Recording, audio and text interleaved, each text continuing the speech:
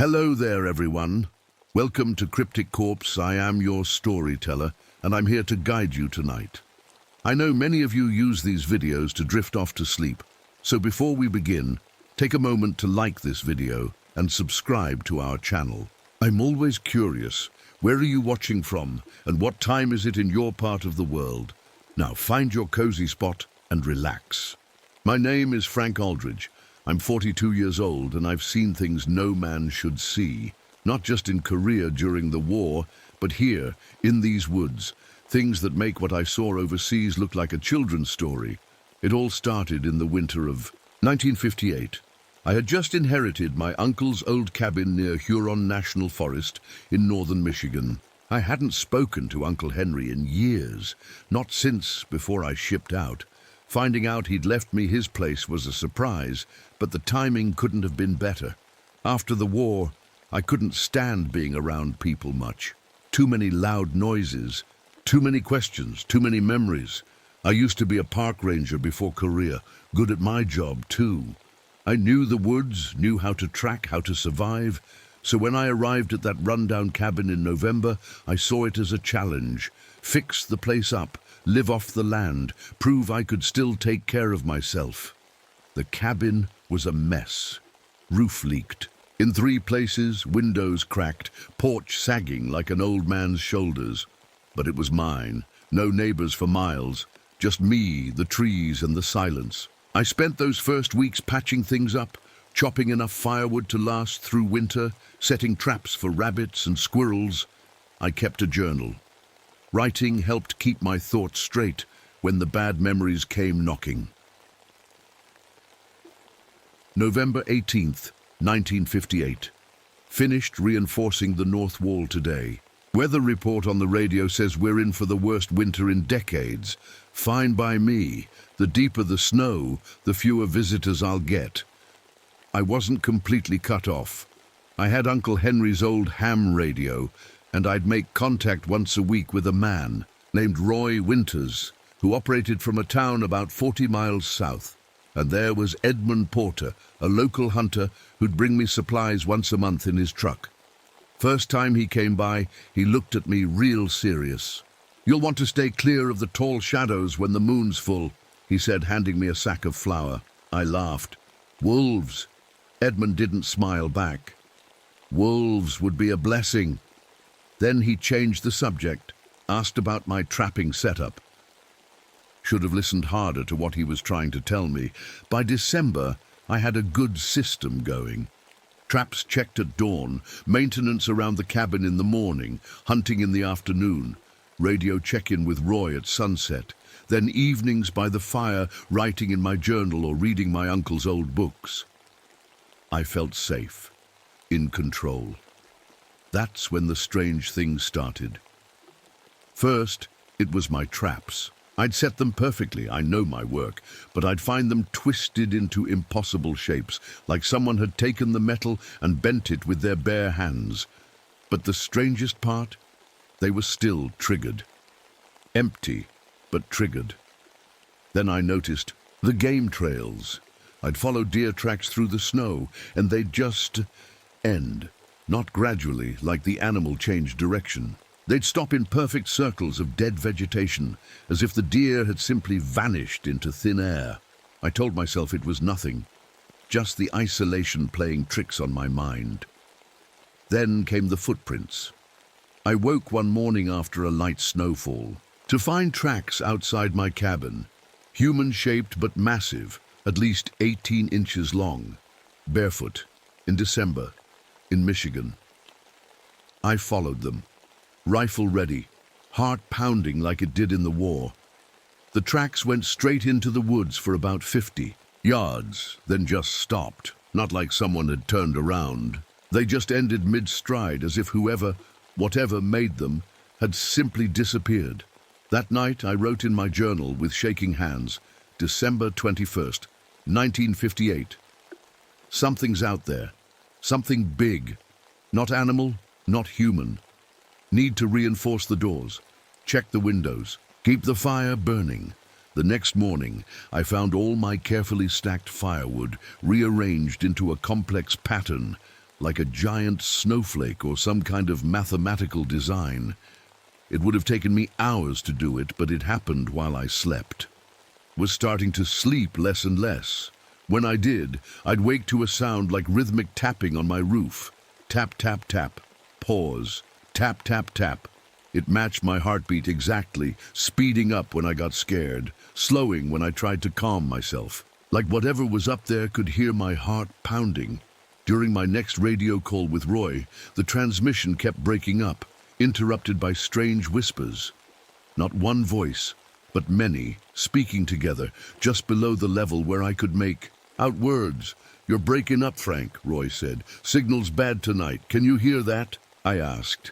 The whispering. Silence then. "No whispers here, buddy. Just static.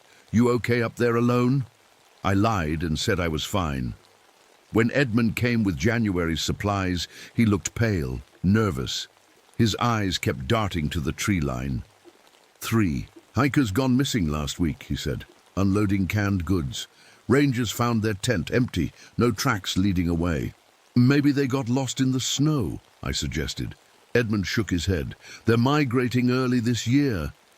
Before I could ask who they were, he was back in his truck, spinning tires in the snow as he rushed away. That night, the temperature dropped to 20 below. The wind howled like a wounded animal, and the blizzard hit so hard I couldn't see the trees 30 feet from my window. I stoked the fire high and tried to read, but the words swam on the page. That's when I noticed it. The tapping had started again, but this time it was all around the cabin. Roof, walls, windows, perfectly matching my racing heart. I grabbed my rifle and waited, watching frost patterns form on my windows.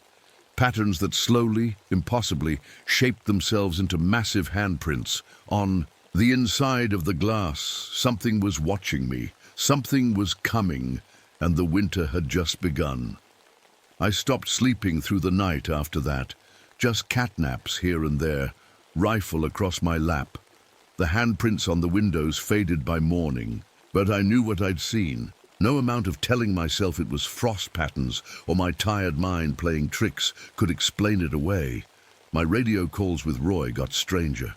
The whispers grew louder, sometimes drowning out his voice completely. "Frank, you still there?" Roy would ask after the voices died down. "I'm here. Roy, those voices, you really don't hear them?" "Frank, buddy, it's just interference. Maybe check your equipment." But I knew my equipment was fine. The whispers weren't random. They had rhythm, purpose. Sometimes I thought I caught words, hungry and watch and soon. I started finding things in the woods, strange structures made of twisted branches, too complex to be made by wind or animals. They looked almost like people, stick figures, with too many limbs, standing in circles. I'd walk for hours and find myself surrounded by them, like they'd sprung up while my back was turned. One morning in late January, I woke up on the forest floor, 2 miles from my cabin. My coat was gone, but I wasn't cold. My boots were missing, but my feet weren't frostbitten. I had no memory of leaving the cabin. The last thing I remembered was sitting by the fire, writing in my journal. When I made it back, the door was still, locked from the inside. My journal entries got messy around this time. January 30th, 1959. Sore eyes today. Between trees that were too close together to fit a body, they blinked, yellow-green like sick fireflies, counted 14 pairs. They followed me all the way back. Don't think I'm alone in my head anymore.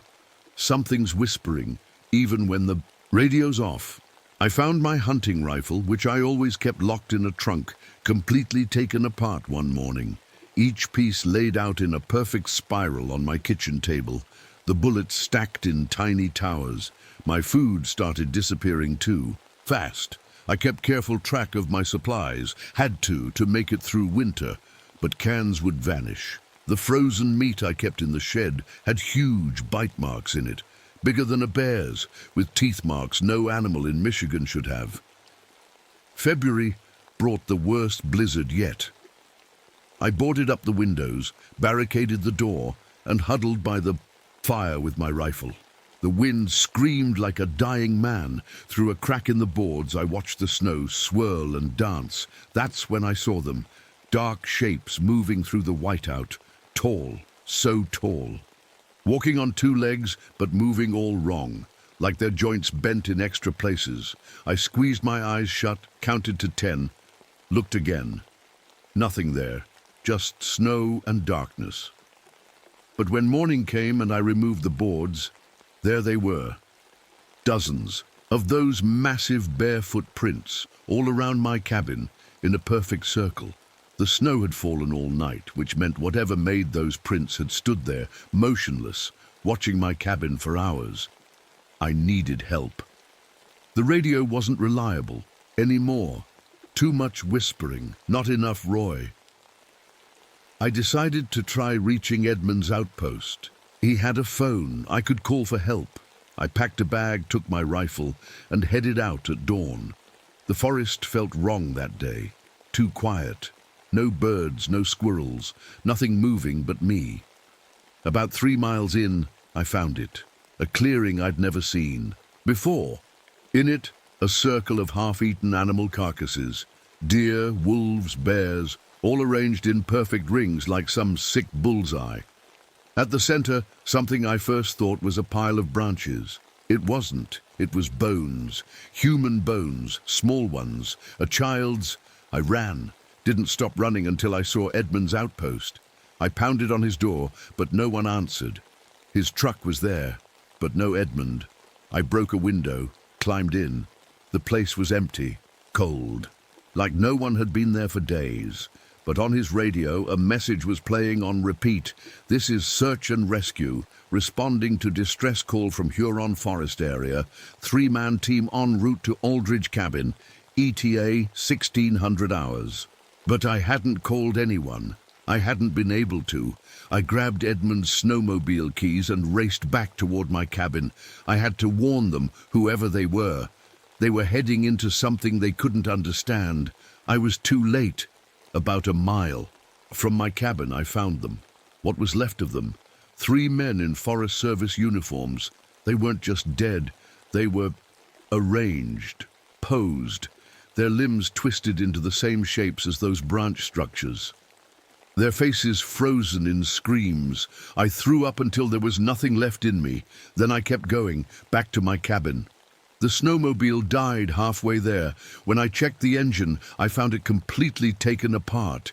Each piece separated and laid out like a diagram, like something was learning how it worked. I walked the rest of the way. Night was falling. The forest was waking up around me. Whispers followed me between the trees. When I finally saw my cabin, I almost cried with relief. I ran for the door, threw it open, and stopped dead.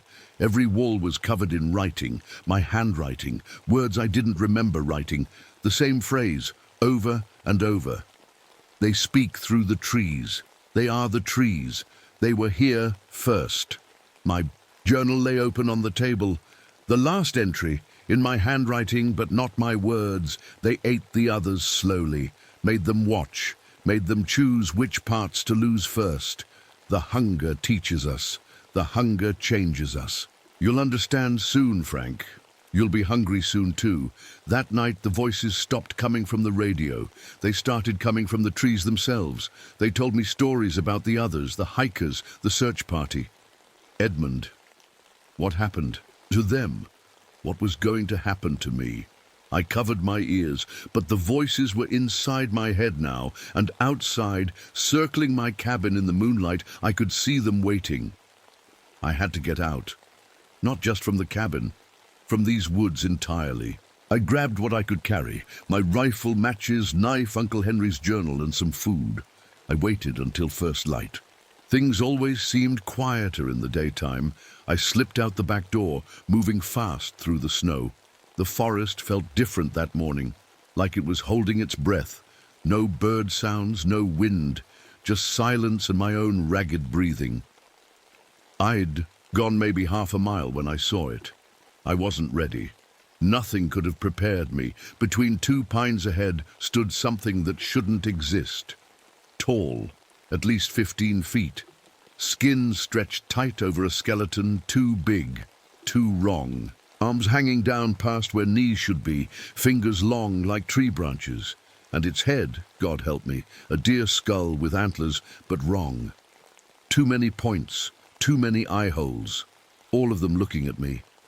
I froze. It didn't move. We just stared at each other across 50 feet of snow. Then it tilted that awful skull head and spoke inside my mind. "Frank," it said, but not with one voice, with dozens, men, women, children, all speaking together. I recognized some. Edmund, the hikers, the search party. "We've been waiting for you to see us."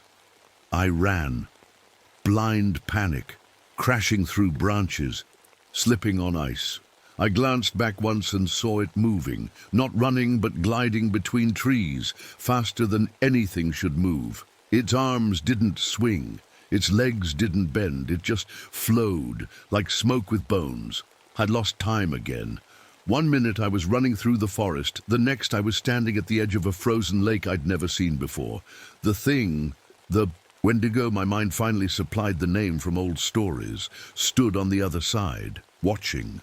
More shapes moved in the trees behind it, more skull heads, more wrong bodies, a whole pack of them. Images flooded my mind, memories that weren't. Mine, a tribal council centuries ago. A terrible winter, no food, the decision to eat the dead, then to hunt the living, the transformation, the hunger that never ended. I saw through their eyes as they stalked their prey, felt their joy in the terror they caused, experienced the moment they consumed not just bodies but souls, adding each victim to their collective mind. I clutched my head and screamed. The sound echoed across the lake, and the Wendigo tilted their heads in unison like they were tasting my fear. I turned and ran again. Somehow I found my way back to the cabin. I barricaded myself inside, pushed a bookshelf against the door. That's when I noticed the trapdoor in the floor I'd never seen before. It had been under the rug all this time. I pulled it open. Stairs led down to a root cellar. I grabbed a lantern and descended.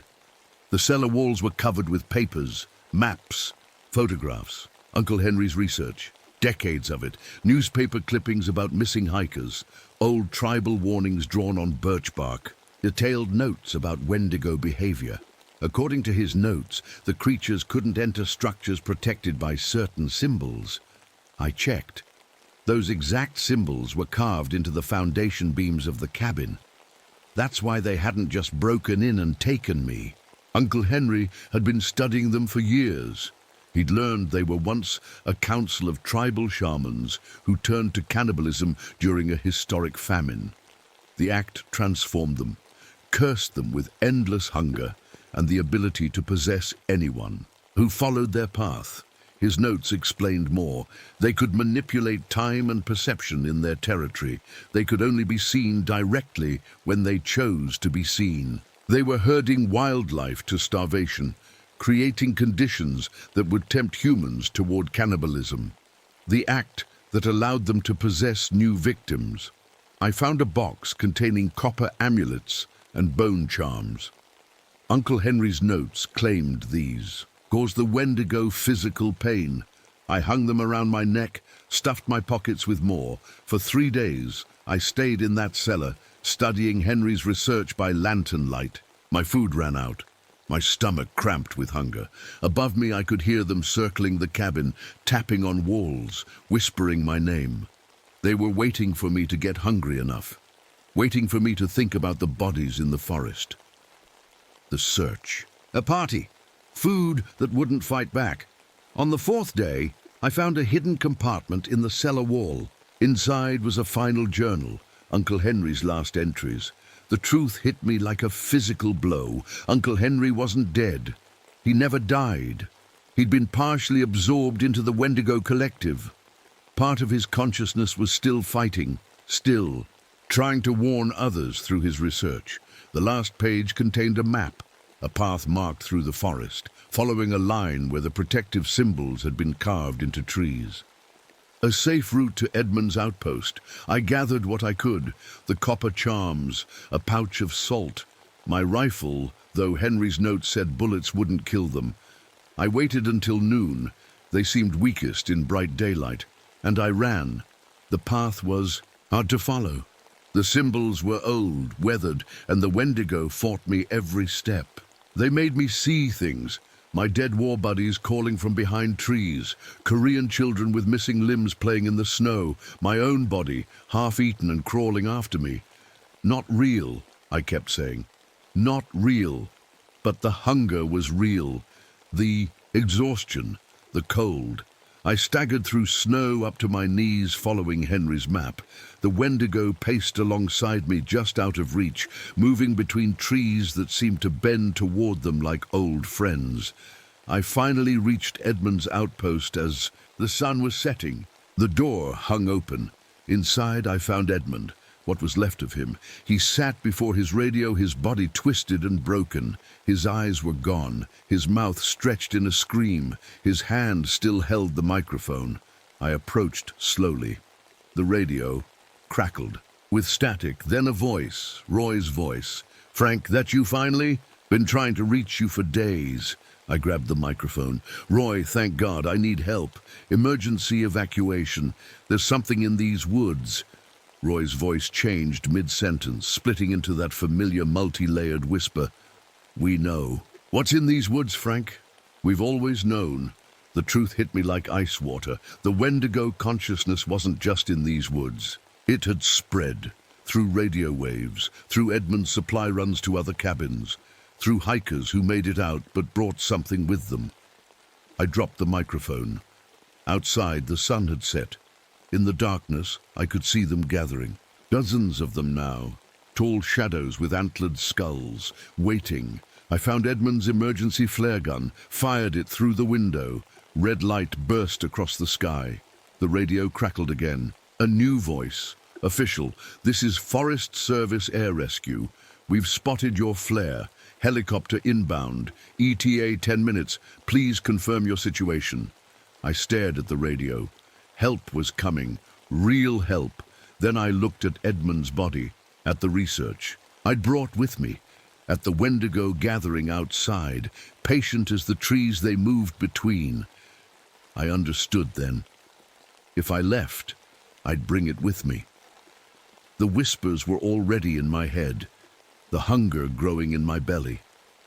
I'd spread it, like a disease. Through everyone I met, I made my choice. I poured Edmund's lamp oil over everything. The research, the radio, myself. When the helicopter searchlight appeared overhead, I struck a match. The last thing I wrote in my journal, which I buried outside where someone might find it someday: "They are ancient, they are patient, they are hungry." And now, God help me, I am one of them. The fire caught quickly. Through the flames I saw them enter, no longer afraid of the symbols now that I'd invited them in. Their antlered skulls bowed toward me. Their two long fingers reached. I felt my consciousness splitting, joining with theirs. Uncle Henry was there in the collective mind. Edmund, the search party. All of them, still aware, still screaming.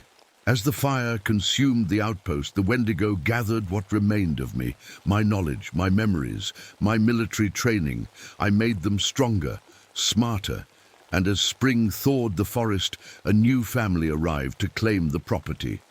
They found strange branch structures around the burned cabin. They found my buried journal but didn't understand its warning. They didn't notice the tall shadows watching from between the pines.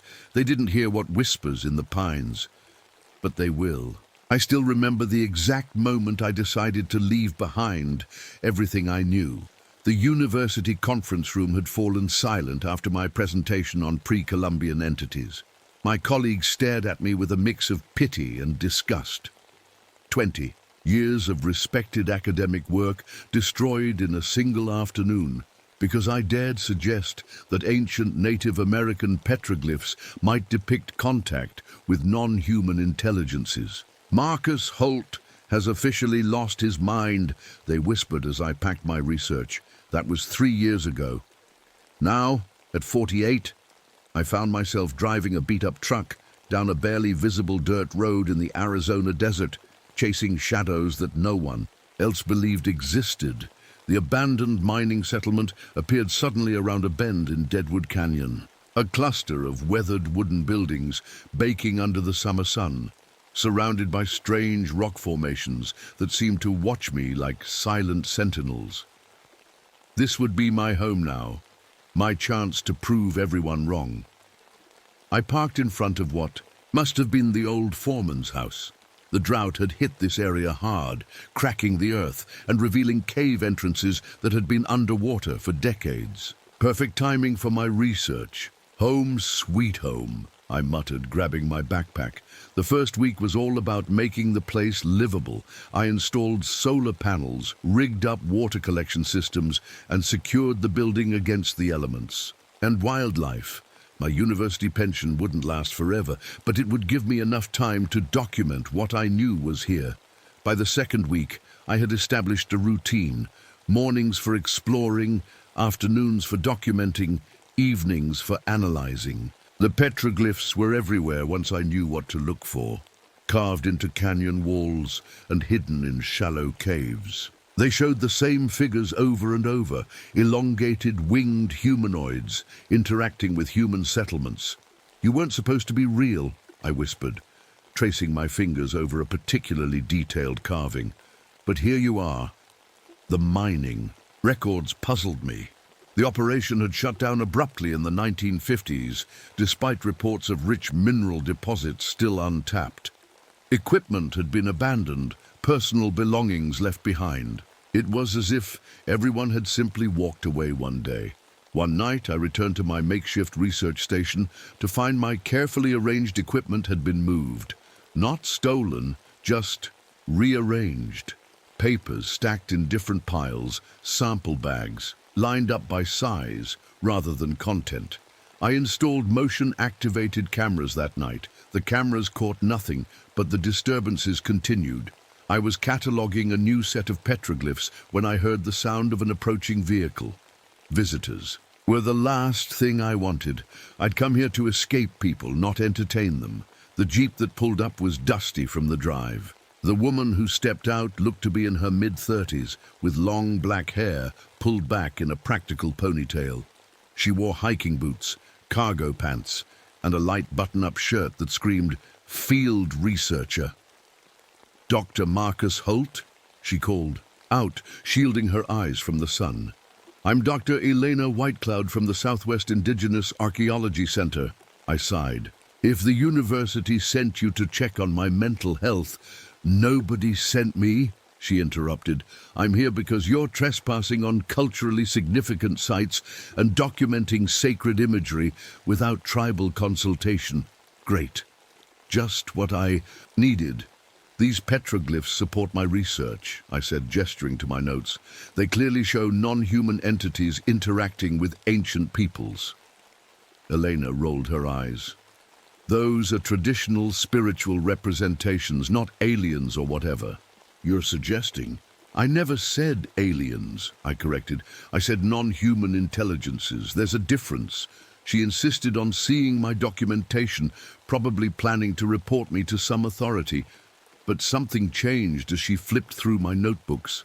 Her expression shifted from dismissal to confusion, then reluctant interest. "This sequence shouldn't exist," she said, pointing to my sketches of figures emerging from shadow-like portals. "These symbols together, it doesn't match any known tradition." "Because it's not mythology," I said quietly. "It's a record." That night, Eleanor agreed to stay and examine more of my findings. We were reviewing my notes when a knock at the door startled us both. Outside stood a weathered old man with a wild grey beard and a battered cowboy hat. "Name's Tobias Fletcher," he said without preamble. "Heard someone was poking around the old mining town. Thought I'd see if you needed a guide who knows what around these parts."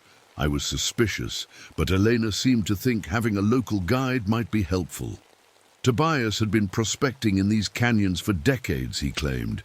He knew every cave and crevice. "Just don't go digging where you shouldn't," he warned cryptically. "Some things round here best left buried." As the days passed, I discovered a pattern in the petroglyphs. They showed the winged entities emerging from shadows whenever humans created underground spaces. The timing matched perfectly with historical mining operations in the region. Our archaeological digs uncovered something else disturbing. Ceremonial sites carefully positioned to align with specific astronomical events. According to my calculations, a rare alignment was due in just a few weeks, the first in 104 years. The last alignment would have been right before the mine was abandoned, I told Eleanor one evening. She had become less skeptical after finding artifacts that contradicted established archaeological timelines. My grandmother used to tell stories about the Skywalkers, she admitted reluctantly. Beings that could move through solid rock like it was air. Folk memories preserving actual encounters, I suggested. She didn't argue. The wildlife around us had begun behaving strangely. I spotted coyotes moving in perfect geometric patterns across the valley floor. Ravens arranged small stones in formations that matched the petroglyphs. Even the insects seemed to be following unknown patterns. Tobias shared local legends as we explored. Old-timers used to say there were people here before people, he told us one day. Folks who could bend themselves like shadows and walk through mountains. That night, I dreamed I was moving through dark, narrow passages underground. But my perspective was wrong. I could see in all directions at once, navigating with multiple sets of eyes. I woke up gasping, the sensation of being something other than human lingering in my mind. Something's watching us, Eleanor said the next morning, her voice tight with tension. I can feel it when we're in the caves. I nodded. I know, and I think it's been watching this place for a very, very long time. What I didn't tell her was that sometimes, out of the corner of my eye, I thought I could see them. Tall, impossible. Figures standing in the shadows, watching us with patient, ancient eyes, and I was beginning to think they were getting closer. The first time I heard the sounds, I thought something was wrong with my equipment. A low, rumbling hum that made my teeth ache and my skin crawl. I'd set up audio recorders around the site to capture any unusual sounds, but this was different. Elena, listen to this, I said, playing back the recording. She frowned. I don't hear anything? Exactly, but look at the sound wave pattern. On my laptop screen, the visualization of the subsonic frequencies formed shapes that matched the petroglyphs on the canyon walls. Not random noise, organized patterns too precise to be natural. Something is communicating, I whispered. Something we can't hear with our ears alone. Elena had changed over the past week. The skeptical archaeologist who arrived to challenge me now spent hours poring over my research. She'd found markers carved into rocks around the perimeter of the old mining. Site warning signs and ancient symbols. These are boundary markers, she explained, showing me her sketches. They're saying do not cross or danger beyond this point, and the mining operation went right through them. We found an old storage shed behind the main building that we hadn't explored yet. Inside were boxes of documents, mining logs, personnel records, incident reports. As we read through them by lantern light, a disturbing picture emerged. Listen to this, Elena said, reading from a tattered journal. March 12th, 1952. Mendoza claims he saw men who could fly without wings in the North Shaft. Foreman says he's been working too hard. 3 men refused to enter the shaft today. I found another entry. April 3rd, 1952. More sightings of shadows that moved against the sun. Mendoza missing since yesterday. Search parties found nothing. The final entry simply read, May 18th, 1952. They are coming through the walls now. That night, we sat on the porch watching the stars. The desert night was clear and cold. The Milky Way a bright smear across the black sky. I was pointing out constellations when Elena grabbed my arm. Look, she whispered.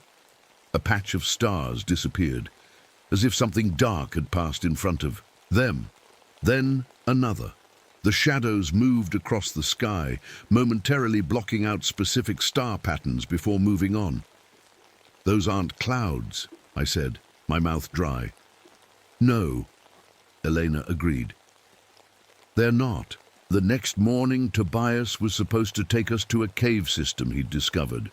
We waited at the arranged meeting spot for hours, but he never showed up. Just as we were about to head back, I spotted something on a nearby rock formation. Tobias's distinctive hat, placed carefully on top of a stack of small stones arranged in a perfect pyramid. "He wouldn't just leave his hat," Elena said. I picked it up carefully. "No, and he wouldn't stack rocks like this either." We decided to try finding the cave entrance ourselves, following the rough map Tobias had drawn. After 2 hours of searching, we found it, a narrow crack in the canyon wall that widened into a tunnel. "Should we wait for Tobias?" Elena asked. I shined my flashlight into the darkness. "I don't think he's coming back." The mine shafts were even more disturbing than the caves. As we explored deeper into the abandoned tunnels, we found evidence that the miners had been terrified of something. Mirrors had been positioned at intersections, angled to reflect light into shadowy corners. Religious symbols, crosses, stars, of David, protective eyes, and symbols I didn't recognize, had been carved into support beams. "They were trying to protect themselves," Elena said, running her fingers over the carvings, "from all directions, using every tradition they knew." In what must have been an office, we found locked filing cabinets.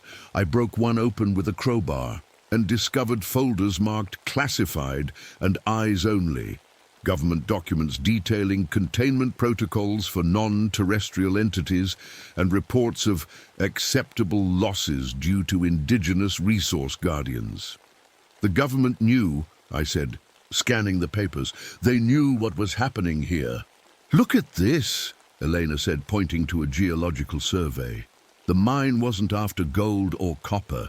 They were extracting a rare mineral combination that affects electromagnetic fields. I sat back against the wall, connecting the dots. They found something that could disrupt whatever these entities are made of. Or maybe something the entities need. That night, strange things began happening to both of us. I started seeing colors that shouldn't be there. Ultraviolet patterns on flowers, infrared heat signatures on rocks. It would happen for a few seconds, then fade away. Elena showed me her arm, where dark patterns had appeared on her skin, swirling shadows that seemed to move when she wasn't looking directly at them. "It doesn't hurt," she said, "but it spreads a little more each day." Our radio stopped working, then started again, but only picked up static that formed patterns when we recorded it. My cell phone, despite having no signal, would light up with strange symbols on the screen before going dark.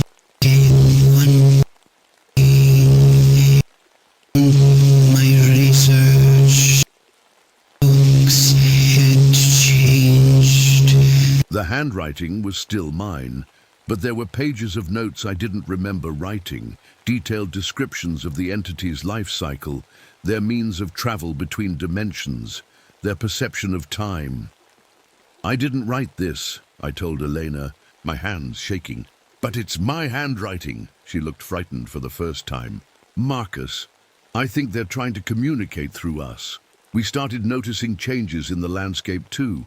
Rock formations that had been visible from camp disappeared overnight, only to reappear in different positions days later. Cave entrances we had mapped were suddenly gone, while new ones opened where solid rock had been before. Time itself seemed to be affected. Sometimes the sun would appear to freeze in the sky for several seconds. Other times, shadows would move backward, as if rewinding. Once, while taking photographs, I watched as a falling rock reversed its descent and returned to the ledge it had fallen from. "Reality is breaking down around us," Elena whispered one evening. "Or maybe we're just starting to see what's really there."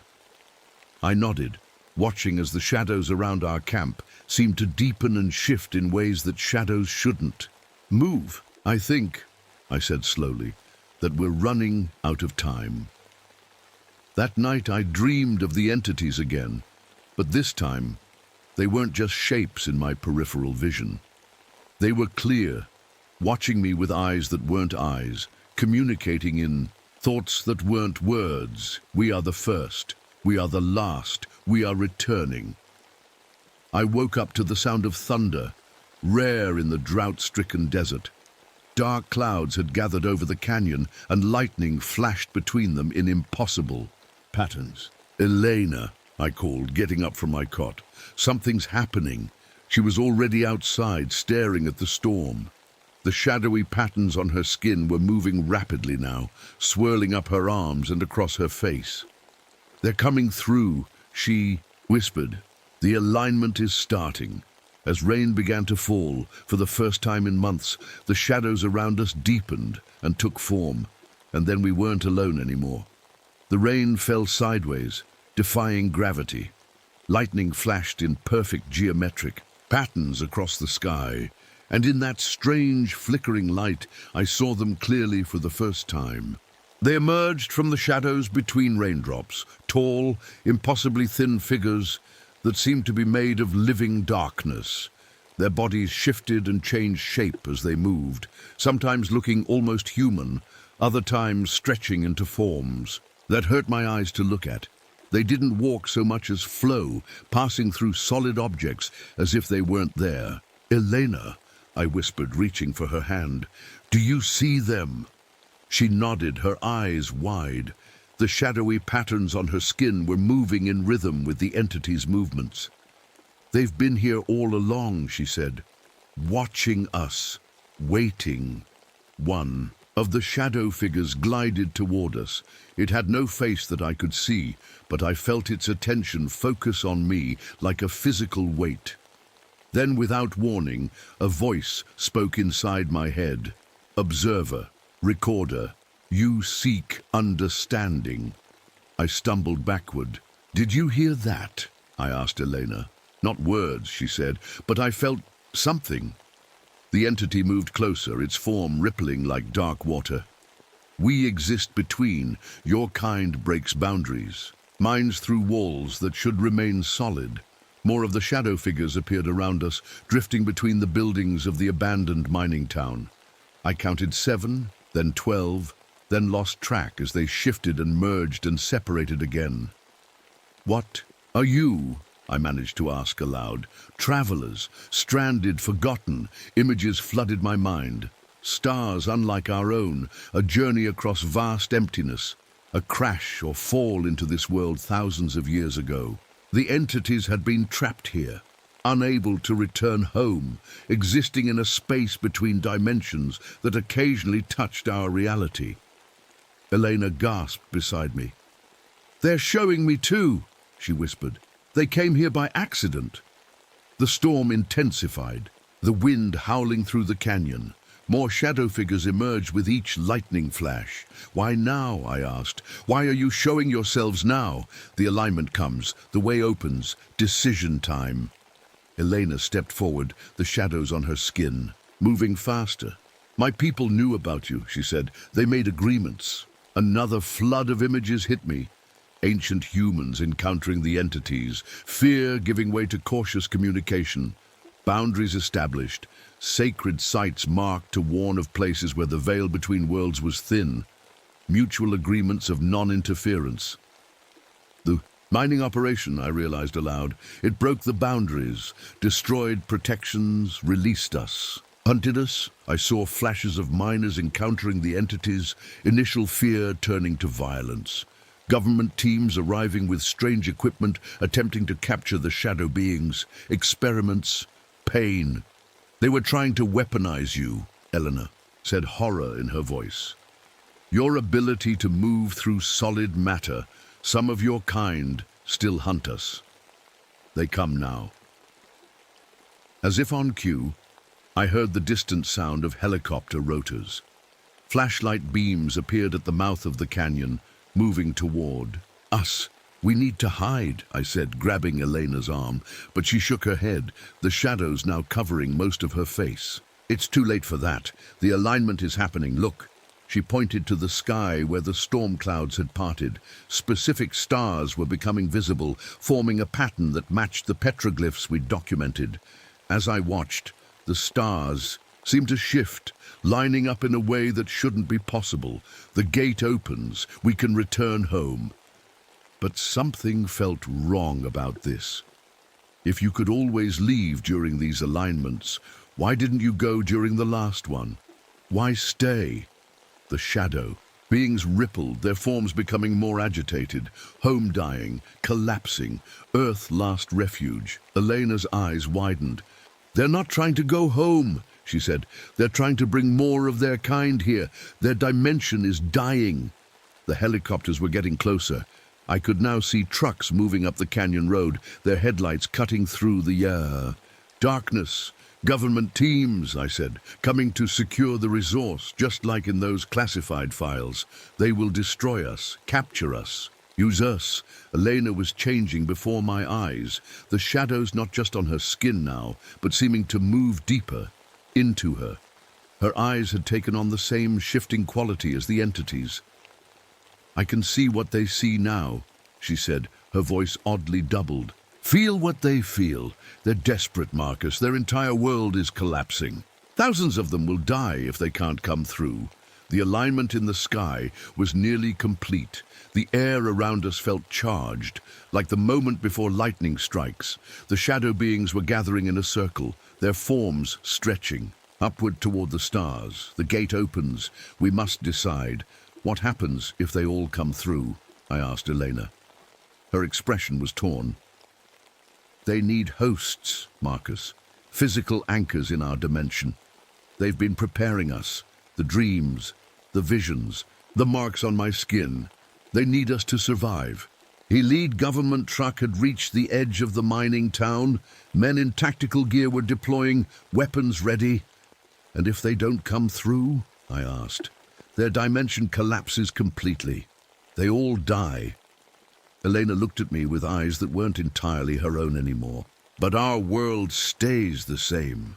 I understood the terrible choice before us. Help these beings survive by allowing them to use human hosts, or close the gate and condemn an entire species to extinction.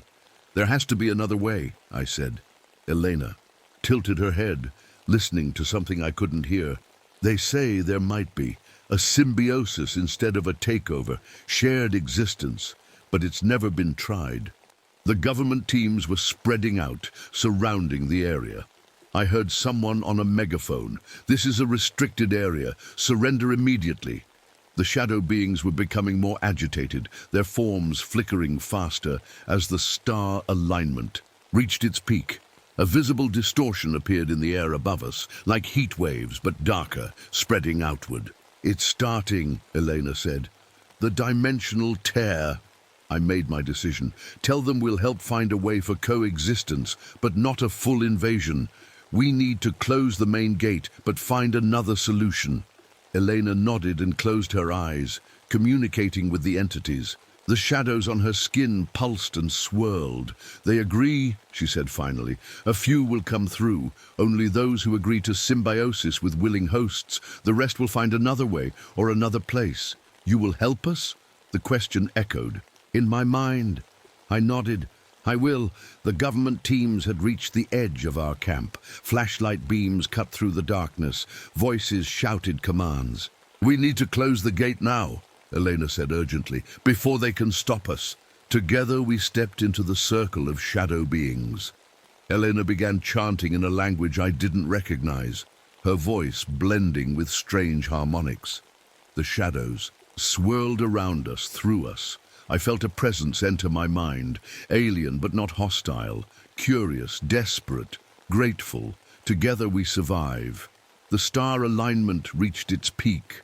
The dimensional tear pulsed once, twice, and then began to shrink. I felt something settle inside me, a presence that was now part of me but still separate. My perception shifted, expanded. I could see in directions that shouldn't exist, feel energies I'd never known before. The government teams reached us just as the tier closed completely. The shadow beings were gone, except for those few who had merged with willing hosts. What Happened here? Demanded a man in a black tactical uniform. Where are the entities? I looked at him with eyes that could now see far more than before. Gone, I said simply. Back where they belong. Elena stood beside me, her skin now normal. Again, but her eyes holding the same new awareness as mine. There's nothing for you to weaponize here, she told them. Nothing to experiment on. They detained us, of course. Questioned us for weeks, but they found no evidence of the shadow beings, no way to reopen the gate. Eventually, they had to let us go. 5 years have passed since that night in Deadwood Canyon. Elena and I now work together, searching for other places where the boundaries between worlds are thin. We found a few others like us, people sharing their existence with the entities in a careful symbiosis. It's not always easy. The beings think differently, perceive differently. Sometimes I wake up hovering above my bed, my body temporarily forgetting the rules of gravity. Sometimes Elena speaks in languages that have been dead for millennia. But we're learning from each other. The entities help us understand the hidden dimensions of our world, and we help them adapt to physical existence. And sometimes, on clear nights when the stars align in certain ways, I feel the presence inside me grow restless, looking upward with longing for a home that no longer exists. We are the first, it whispers in my mind. We are the last. We are becoming something new, and in the shadows between starlight I know we are not alone. I knew something was wrong the moment I found the first set of tracks outside my cabin.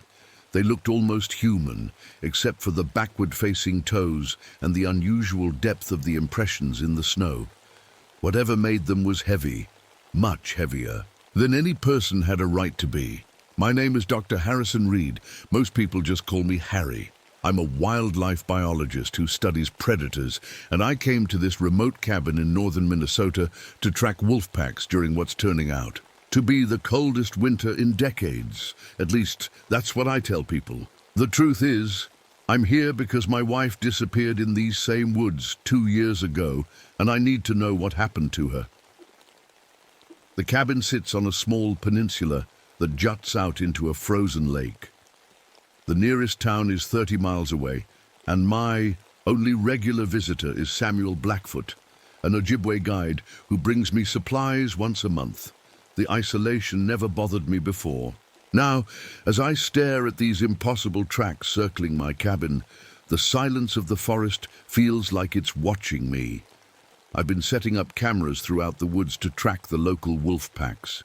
They've been acting strange lately, abandoning fresh kills, avoiding certain areas of the forest, and making these weird howls I've never heard before. Last week, I found a deer carcass that had been dissected is the only word I can think of. Specific organs had been removed with almost surgical precision. No wolf could do that.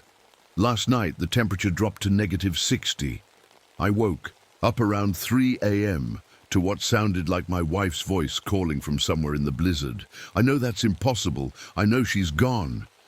But it sounded so real that I got dressed and went outside with my flashlight, following her voice as it seemed to move around me in the swirling snow. I never found her. Instead, I discovered a perfect circle in the snow where nothing had fallen, despite the heavy blizzard. The ground there was warm to the touch. When I got back to the cabin, all my equipment had turned off. Every camera, every tracking device, my radio, all dead. They came back on an hour later, one by one, from north to south, like something was moving through them. The strangest thing happened this morning. I was reviewing footage from one of my trail cameras when I saw something following a wolf pack, a tall, skinny figure walking on 2 legs. When I zoomed in, the image became distorted, like the camera couldn't quite focus on whatever it was. Samuel is coming tomorrow with supplies. I need to ask him about these tracks, about the wolves' behavior, about the voice in the blizzard. I just heard something moving on the roof. Heavy footsteps, too heavy to be an animal. The temperature in the cabin is dropping rapidly, and I swear I can see my breath now, even though the fire is still burning in the wood stove. There it is again, my wife's voice, calling my name from outside. But this time it's joined by other voices, layered together like a chorus. I shouldn't go out there. I know I shouldn't, but I have to know what happened to her. I have to know what's out there in the cold. The morning came with a strange silence. No birds singing, no wind rustling through the trees. Just the soft crunch of fresh snow under Samuel's boots as he approached my cabin. "Harry," he said, his breath making clouds in the freezing air. "We need to talk." I let him in and watched. As he carefully placed his supplies on the table, his eyes never meeting mine, he seemed nervous, fidgety. "You've seen them, haven't you?" he finally asked. "Seen what?" "The tracks. The ones that don't make sense." My stomach tightened. "How did you know about those?" Samuel sat down heavily in my wooden chair. "My grandfather used to tell stories about these woods, about what happens during the worst winters." He looked up at me. "The Ojibwe have a name for what makes those tracks. They call it Wendigo." "What's a Wendigo?" I asked, pouring us both coffee. "It's hard to explain. Something that was once human. Something that got too hungry during a bad winter." He wrapped his hands around the mug for warmth. "They say it starts with dreams. You hear voices calling you into the snow. Then you start finding things you don't remember doing." I nearly dropped my coffee. Last night, I'd found my boots wet and covered in snow by the door, but I had no memory of going outside. "The wolves know," Samuel continued. "That's why they're acting strange. They can sense when the Wendigo is hunting." I showed Samuel my research notes, the camera footage of the tall figure following the wolf pack, the perfect circles in the snow where nothing fell during the blizzard. His face grew pale. "It's happening again, just like 40 years ago." What happened 40 years ago? People disappeared, 12 of them. The Forestry Service called it animal attacks, but my people knew better. He stood up suddenly. "I need to go before dark. You should come with me. It's not safe here anymore." But I couldn't leave. Not without knowing what happened to my wife. After Samuel left, I went through my equipment again. All my cameras had stopped working except one. When I checked its footage, I saw something that made my blood freeze. There I was, walking out of my cabin at 3 a.m., following something just off camera. My movements were stiff, like a sleepwalker's. I had no memory of this. That night, the temperature dropped to -70, the coldest night ever recorded in Minnesota. My radio crackled to life around midnight, Evelyn's voice coming through. From the ranger station. "Harry, are you there? We've got reports of strange lights near your location. The satellite images show..." I don't know how to describe it. It's like the forest is moving. I tried to respond, but all that came through was static and what sounded like whispers layered over each other. The whispers grew louder until they became a chorus of voices, all saying the same thing. "Come outside, Harry. We're waiting." I put on my heaviest winter gear and loaded my rifle. I wasn't going to be called out like some helpless animal. If something was out there, I was going to face it. The moment I stepped outside, I knew I'd made a mistake. The air was so cold it burned my lungs. The forest was completely silent, not even the sound of wind, and there at the edge of the trees I saw them, tall, skinny figures standing perfectly still. Their skin was stretched tight over their bones, and their eyes reflected the moonlight like animals. They didn't move, didn't breathe. They just watched me, and among them, standing slightly apart, was a figure I recognized, the same height as my wife, the same way of standing with weight shifted to one leg. "Sarah," I whispered, my voice catching. The figure tilted its head, and I heard my wife's voice coming from it. "Harry, I found something out here, something important. Come see." I took a step forward, then stopped. This wasn't right. Sarah had been missing for 2 years. This couldn't be her. "What did you find?" I called out, buying time as I slowly reached. For my camera, the truth, the thing with my wife's voice said, about what happens to people who stay too long in these woods during winter. The other figures began to move closer, their movements jerky and wrong, like puppets with too many joints. I raised my rifle. "Stay back!" That's when I saw it. The main figure, the one using my wife's voice, had antlers growing from its head, not like a deer's, but twisted, blackened things that seemed to absorb the moonlight around them. I fired a warning shot into the air. The figures stopped, then scattered in different directions, moving faster than anything human could move through. Deep snow. I ran back to the cabin and barricaded the door. My hands were shaking so badly I could barely hold my radio. "Evelyn!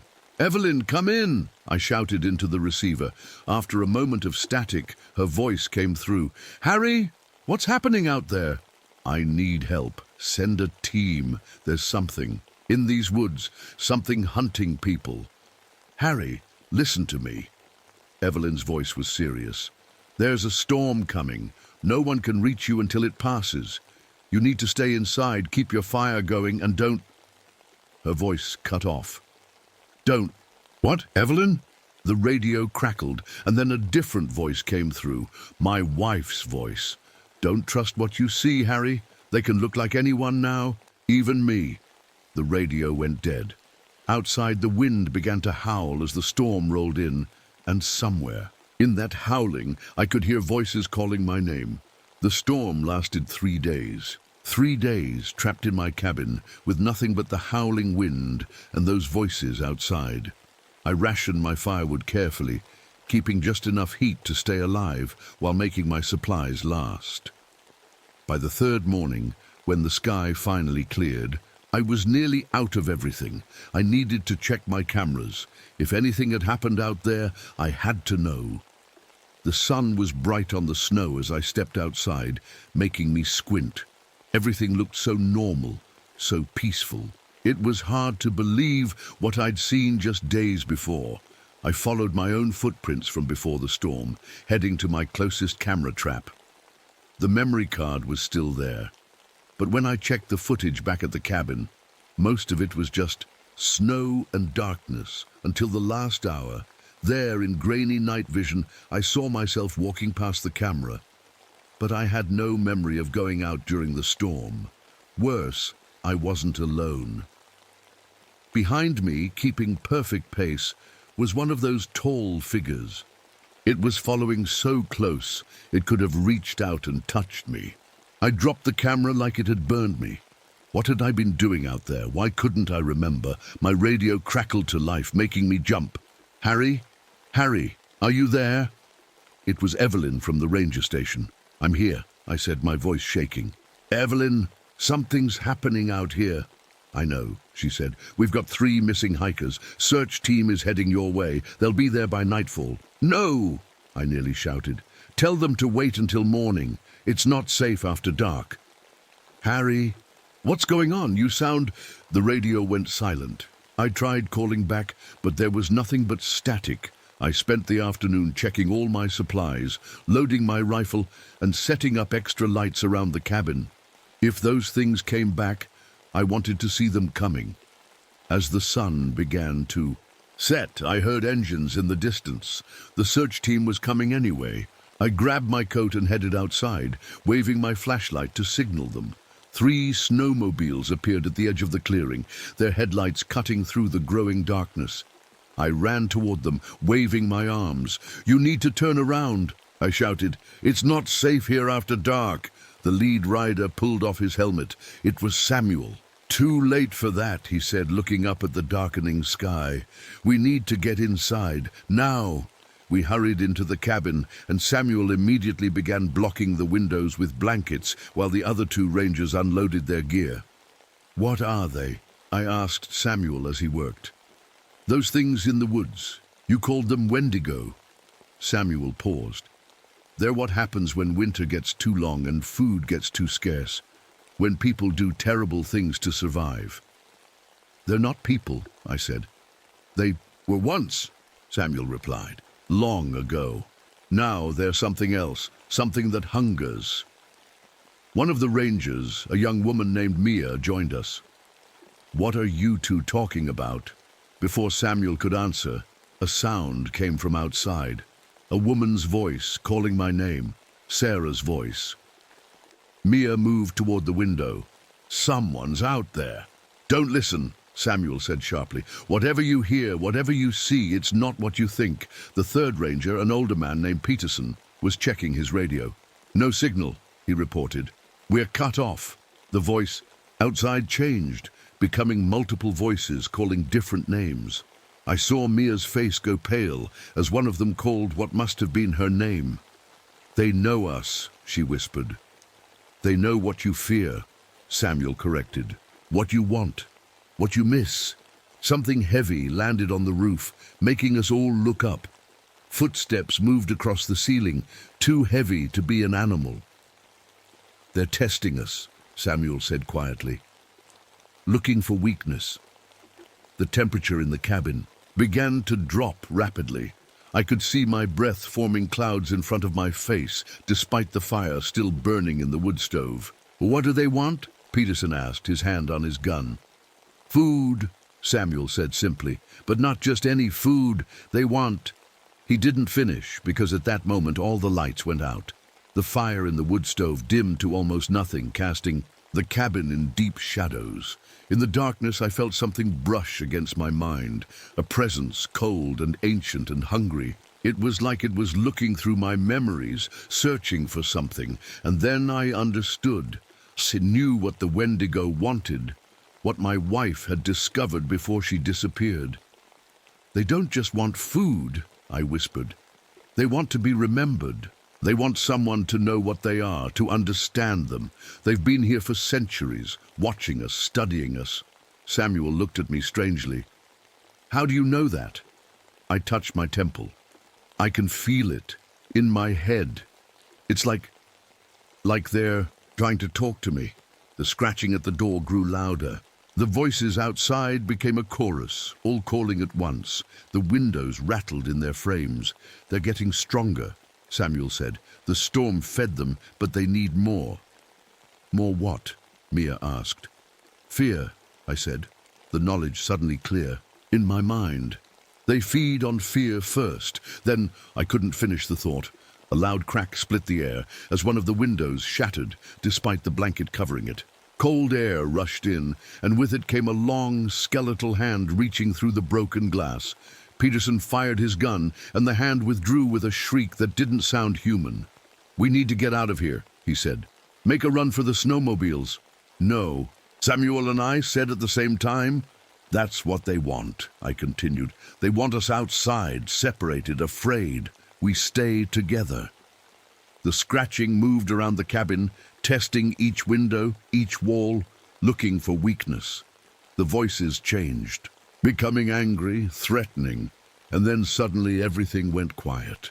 What's happening? Mia whispered. I moved to the window and carefully pulled back the edge of the blanket. What I saw made my blood run cold.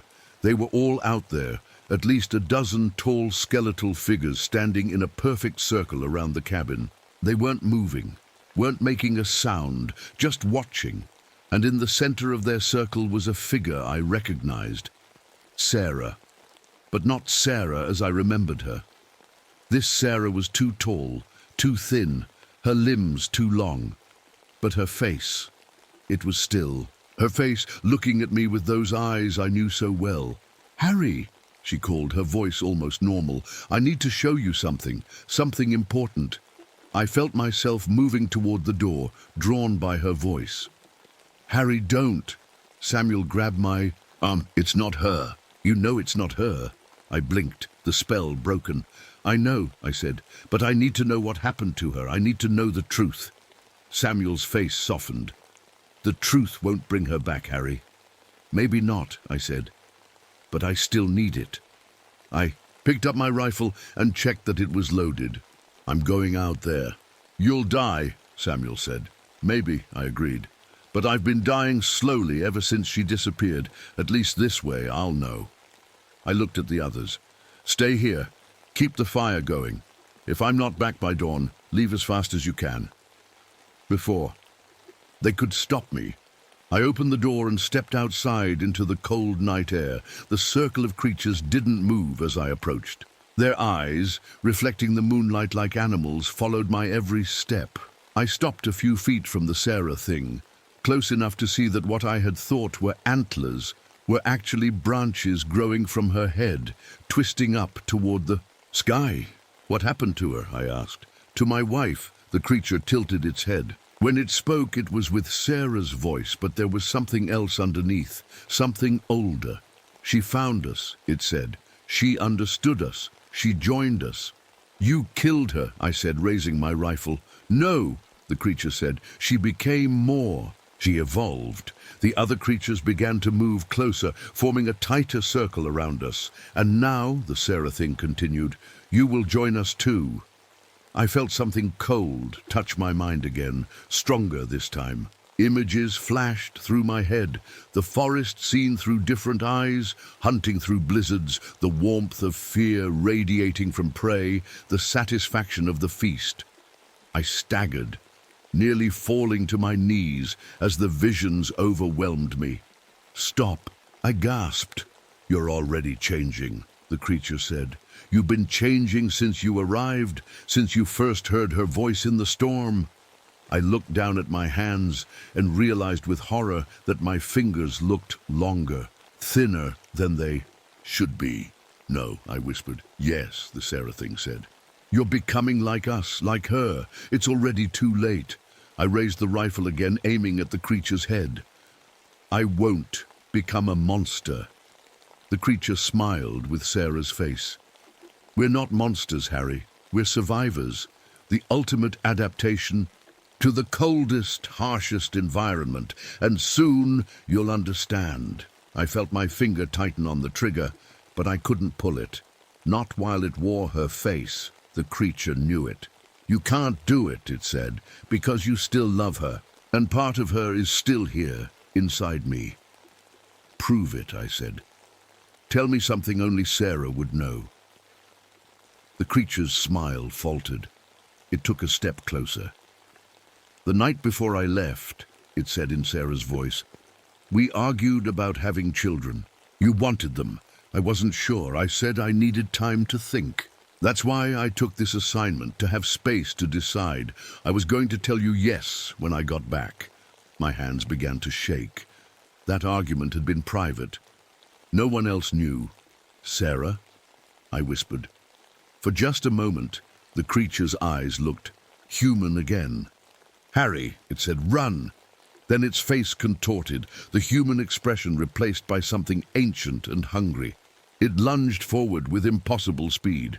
I fired the rifle. The sound echoed across the frozen lake as the creature fell backward into the snow. The others shrieked, a sound like wind through dead trees, and began to move. I ran for the cabin, firing. Behind me as I went, I could hear them coming, their feet barely touching the snow as they pursued. I reached the door just as something grabbed my ankle, pulling me down. I kicked free and scrambled inside, slamming the door shut behind me. Block. It! I shouted. Samuel and Peterson shoved a heavy cabinet against the door, while Mia relit the fire, building it higher. Outside, the creatures howled and scratched at the walls.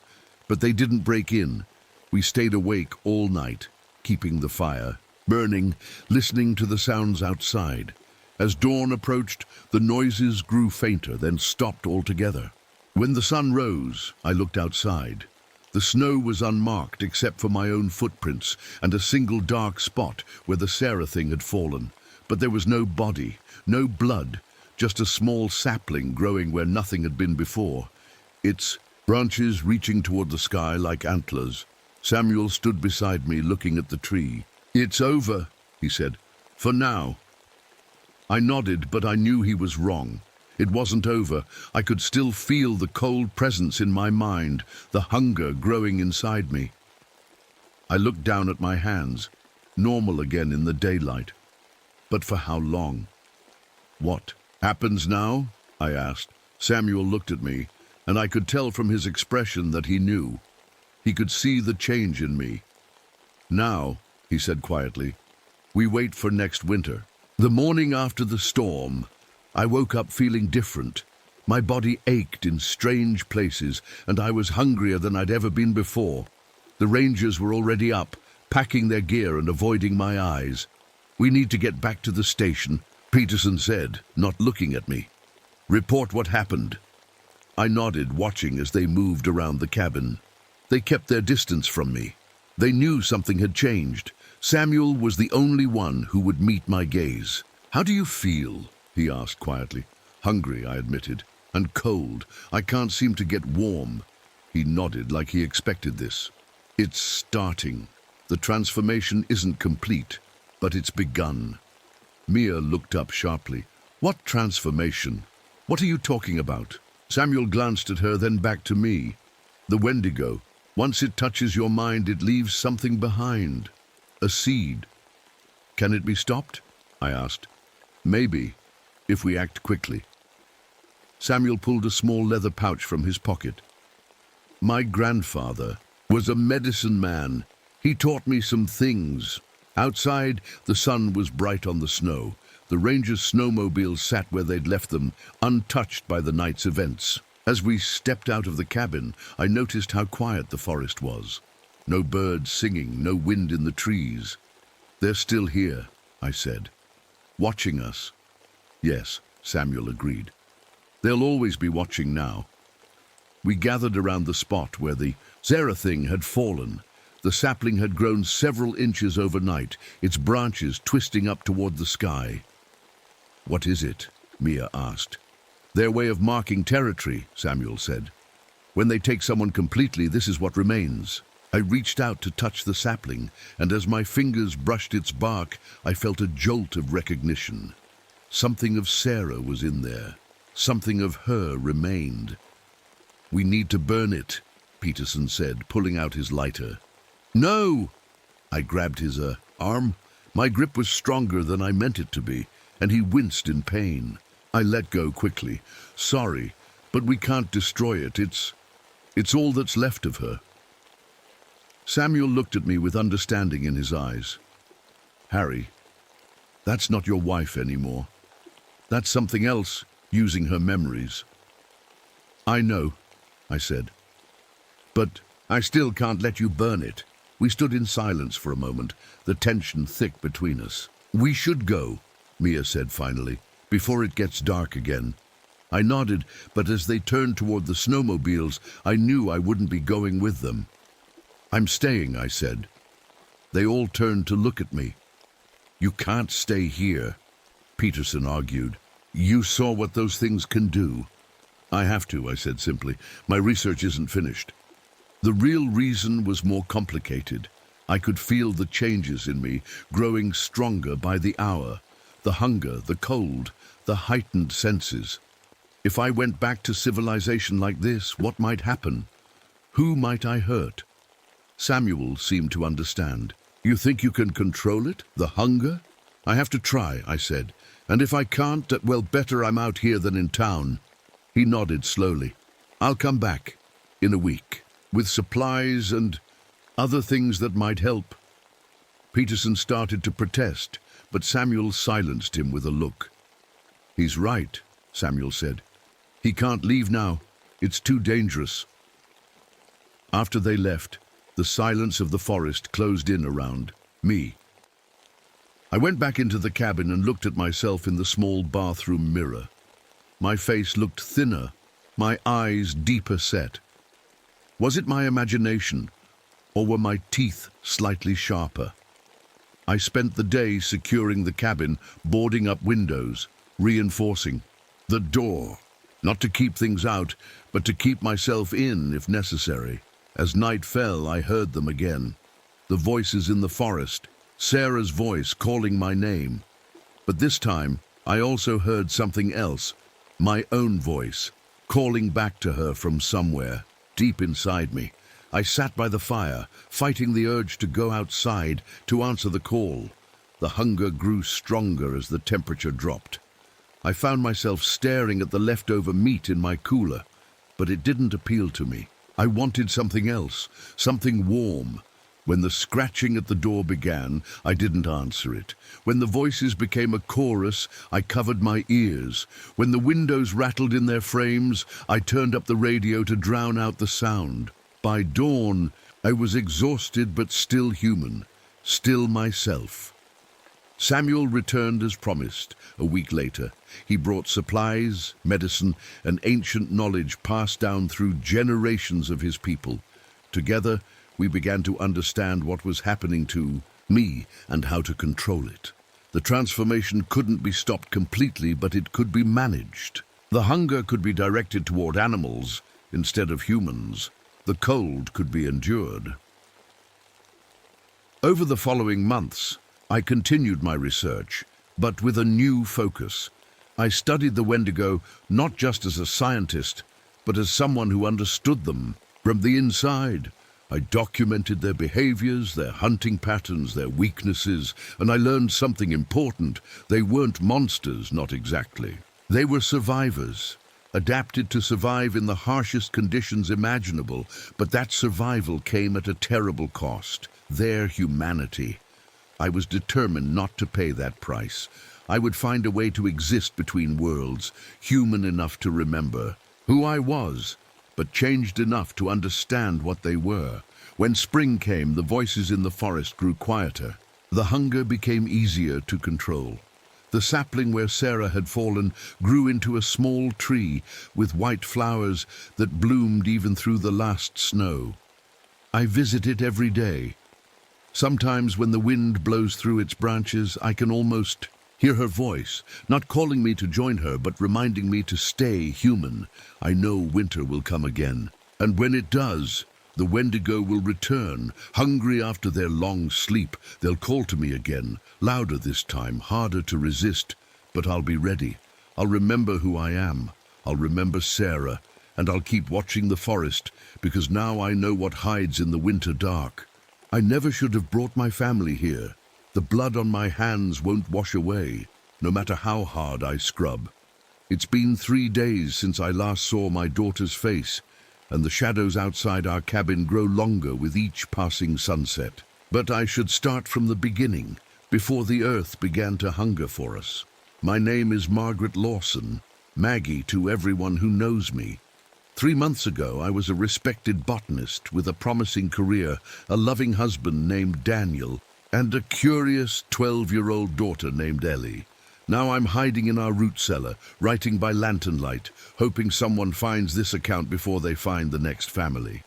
It all started when my research on emotionally responsive plant species was rejected by the scientific community. They called me delusional, said my findings were impossible. The university quietly asked for my resignation to avoid scandal. Daniel, ever supportive, suggested we use our savings to start fresh somewhere we could be self-sufficient. With the economy tanking and gas shortages everywhere, living off the land seemed like the perfect solution. "Look at this," Daniel had said, showing me a listing for 15 acres in a secluded Appalachian Valley. Previous owner couldn't keep up with it. We can get it for a steal at auction. The property photographs showed lush gardens, a sturdy cabin, and dense, protective forest. It looked like paradise. We bought it sight unseen. I'll never forget the day we arrived. The winding mountain road seemed to fold in on itself, leading us deeper into the valley than should have been possible. When we finally reached the clearing, Ellie pressed her face against the car window. "Mom, look at the flowers. They're so big." She wasn't exaggerating. The garden beds surrounding the cabin overflowed with produce, despite being supposedly abandoned.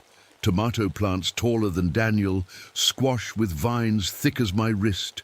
Everything was vibrant, almost pulsing with life. Someone must have been tending it, Daniel said, but his voice held uncertainty. That first week was filled with exploration and settling in. Daniel set up solar panels and wind generators, proud of our independence from the grid.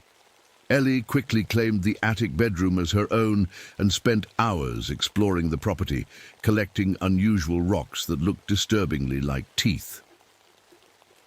I focused on documenting the extraordinary plant life. My scientific curiosity was piqued by growth patterns I'd never seen before. Plants that seemed to turn toward us as we walked past. Vegetables that grew inches overnight. I started keeping detailed journals, thinking this might be my chance. At Redemption, in the scientific community, it was during our second week that I discovered the root cellar behind a hidden door in the pantry. The steps descended into darkness, and when I switched on my flashlight, I gasped. Hundreds of glass jars lined the walls, filled with preserved vegetables, fruits, and herbs I couldn't identify. Some contained murky liquids with floating objects that resembled internal organs more than produce. "Daniel," I called up the stairs, "you need to see this." He joined me, whistling low. Previous owners must have been serious about self-sufficiency.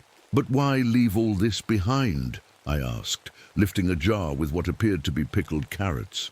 The contents shifted unnaturally, almost like fingers curling. "Maybe they left in a hurry," Daniel suggested, examining the elaborate shelving system. "Hey, look at this!" He'd found a loose stone in the wall. Behind it was a small leather-bound journal. The pages were filled with cramped handwriting and diagrams of the property, with special attention to the stone cairns marking our boundaries. That night, after Ellie went to bed, we read the journal by lamplight. Most entries were mundane, planting schedules, harvest records, but occasional passages stood out. The soil requires more than water. It hungers. The cairns must not be disturbed. They keep us in as much as they keep them out. 10 years is all we get. Fair exchange. We laughed nervously, dismissing it as the ramblings of an eccentric previous owner. The next morning, we drove into the nearest town for supplies. The general store owner, Walter McCutcheon, seemed startled when we introduced ourselves. "Sita, Lawson family," he repeated, eyes darting to the window. "From the old Holloway place? Is that what it's called?" I asked. "We just bought it at auction." Walter's face paled. "Nobody told you about the property history." "Just that the previous owners returned to the hills, whatever that means," Daniel said. Walter forced a smile. "Nothing to worry about. Just old. Mountain superstitions. Those hills have stories, is all." As we loaded our supplies, I noticed townspeople watching us, whispering behind their hands. A young boy pointed at us until his mother slapped his hand down and hurried him away. That night, I woke to the sound of our chickens in distress. The coop was in chaos, birds throwing themselves against the wire as if desperate to escape. Yet there were no predators in sight, just the dark line of trees surrounding our property, somehow closer than I remembered. I calmed the birds and returned to bed, but couldn't shake the feeling of being watched. In the morning, I discovered all our garden plants had grown several inches overnight, their leaves now oriented toward our cabin like an audience facing a stage. When Daniel began renovations on the cabin's east wall, he found dozens of small dolls hidden in the spaces between studs. They were crude things made of twisted roots and small bones, their features disturbingly human-like. "Probably some kind of folk charm," he said, but I noticed he placed them carefully in a box rather than throwing them away. That evening, as the sun set, Ellie's dog Cooper began growling at the tree line.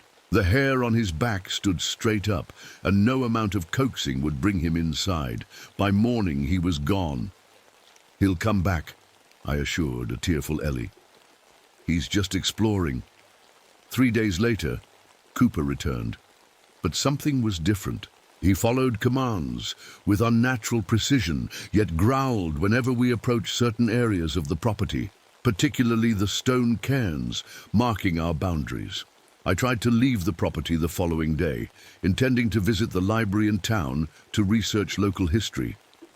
As I approached the boundary cairn at the end of our driveway, a wave of vertigo hit me so hard I fell to my knees. My vision swam with black spots, and I couldn't catch my breath until I crawled backward, away from the boundary.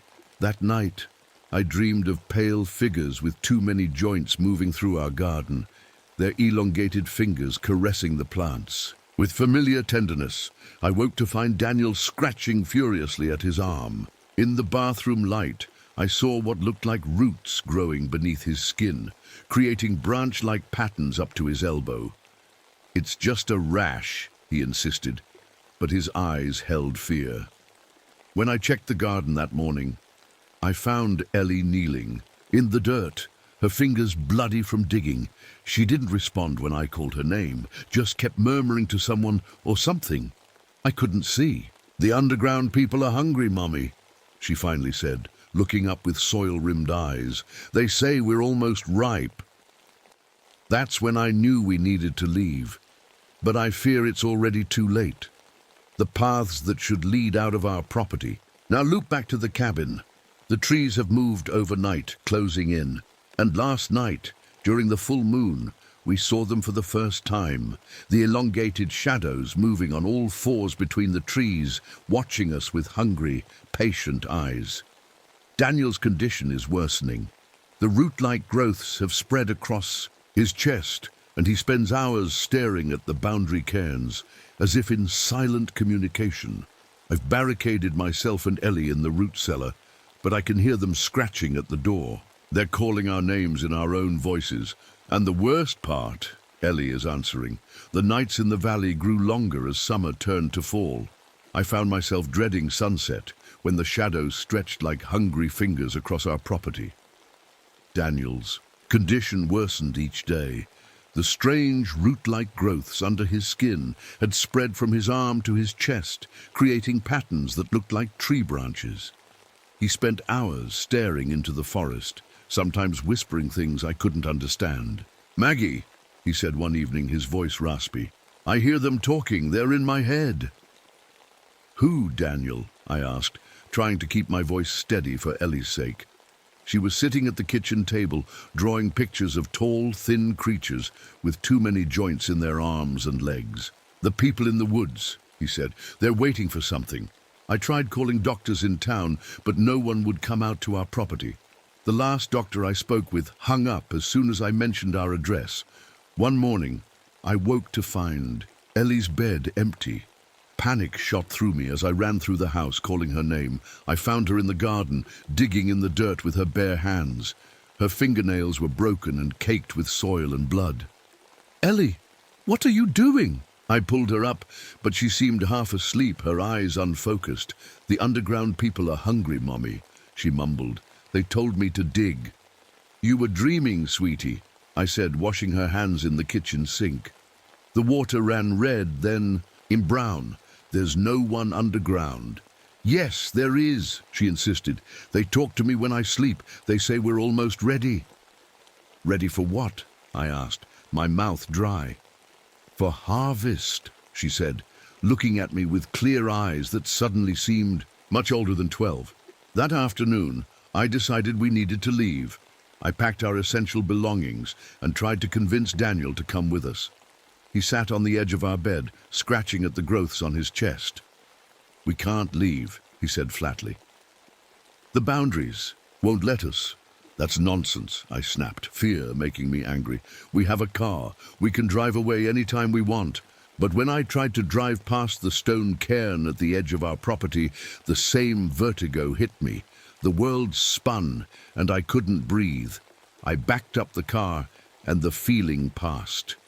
I tried 3 more times with the same result. That night, Cooper started barking wildly at the tree line.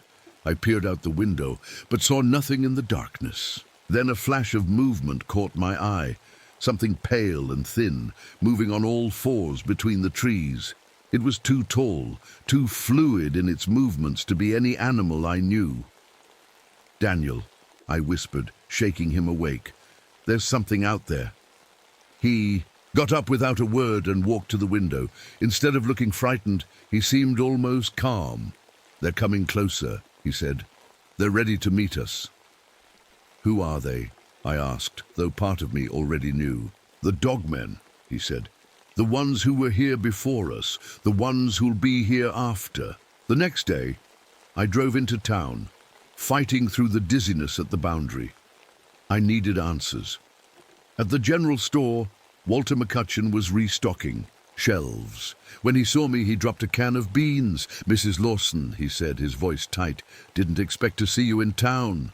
"Walter," I said, "what's happening to my family? What's in those woods?"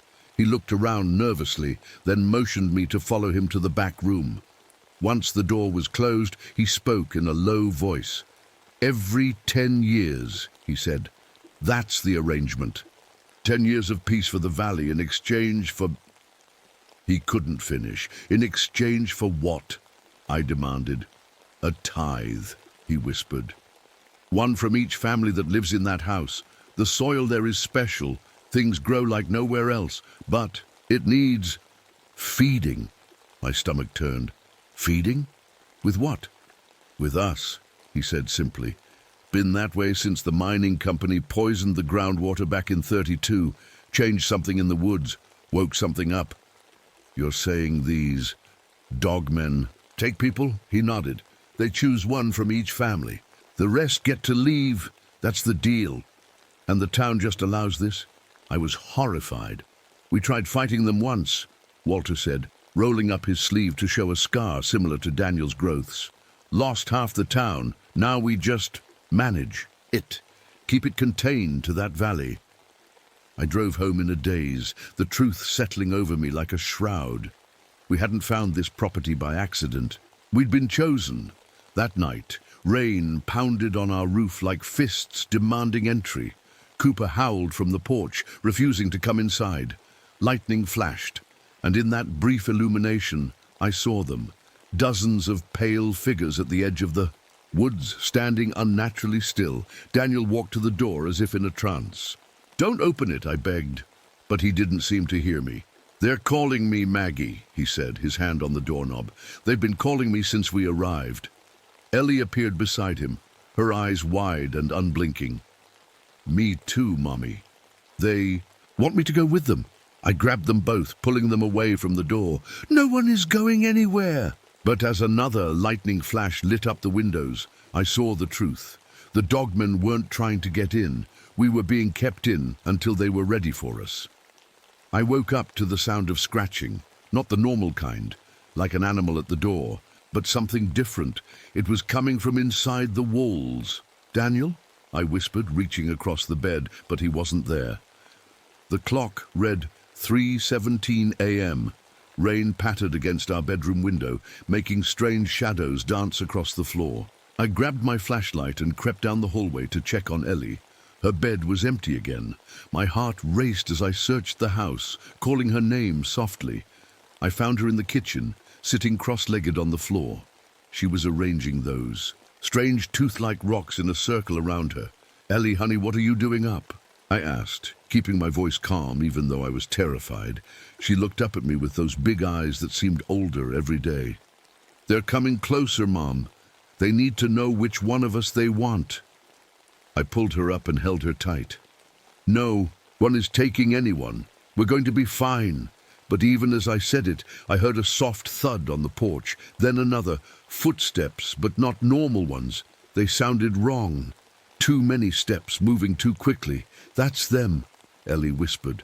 I carried her to our bedroom and locked the door. Daniel still wasn't back. Through the window, I could see the rain had turned into a downpour. Lightning flashed, and for a split second, I saw them. Tall, thin shapes moving between the trees, coming closer to our house. "Where's Dad?" Ellie asked. "I don't know, sweetie." I tried calling his cell phone, but there was no signal. There never was when it rained this hard. The scratching sound grew louder. It wasn't just in the walls now. It was at the windows, the doors, the roof. Like dozens of long fingernails dragging across every surface of our home. I grabbed Daniel's hunting rifle from under the bed and loaded it with shaking hands. I'd never fired a gun before, but I needed something, anything, to protect my daughter. "They won't hurt us if we give them what they want," Ellie said in that strange, calm voice. That wasn't hers. "What do they want, Ellie?" I asked, though I was afraid I already knew. "One of us," she said simply. "That's the deal. That's how it works." A crash from downstairs made us both jump. Someone, or something, was inside the house. Maggie. Daniel's voice called up the stairs. "Ellie!" Relief flooded through me. "We're up here," I shouted. His footsteps sounded heavy as he climbed the stairs. When he reached our door, I unlocked it quickly. The man standing there looked like Daniel, but something was wrong. His clothes were soaked and muddy. The root-like growths on his skin had spread across his face now, creating patterns that pulsed in the dim light. His eyes were different, darker, with something else looking out from behind them. "The dogmen are here," he said, his voice flat. "They've come for the harvest." "Daniel, you're scaring me," I said, backing away. "What happened to you?" He stepped into the room, leaving muddy footprints on the carpet. "I understand now, Maggie. I know what they are, what they want. They showed me everything." "Who showed you?" I asked, keeping Ellie behind me. "The ones who were here first. The ones who'll be here after we're gone." He reached out a hand. The fingers were longer than they should be, the joints bending at strange angles. "They just want to talk to you, to show you what I've seen." A loud bang shook the house, the front door being thrown open. Heavy, uneven footsteps moved through. "The room's below us. They're inside," Ellie whispered. Daniel nodded. "They've been patient. 10 years is a long time to wait." "What are you talking about?" I demanded. "The family before us," he explained. "They made a deal. One person stays, becomes part of the forest. The others get to leave.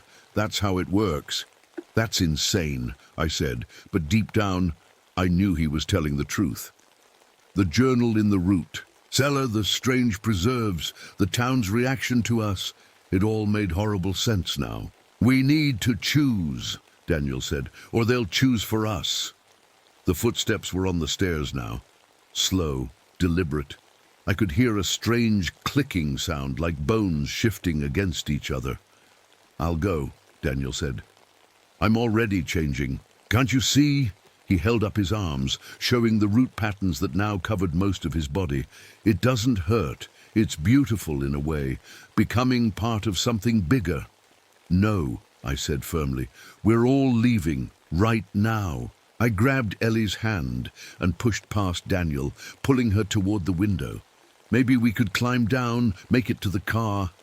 But when I looked outside, they were there.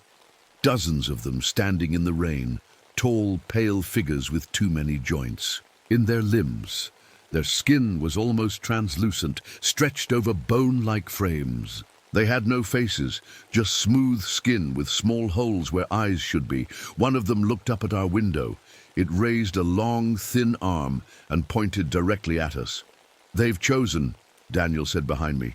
I turned to face him, the rifle still, in my hands. "I won't let them take her." Daniel's face softened for a moment, and I saw a glimpse of the man I married. "I know, Maggie. That's why they want you." The bedroom door creaked open. I spun around, raising the rifle. What stood in the doorway wasn't human. It never had been. Its body was bent at impossible angles, limbs too long and jointed in the wrong places.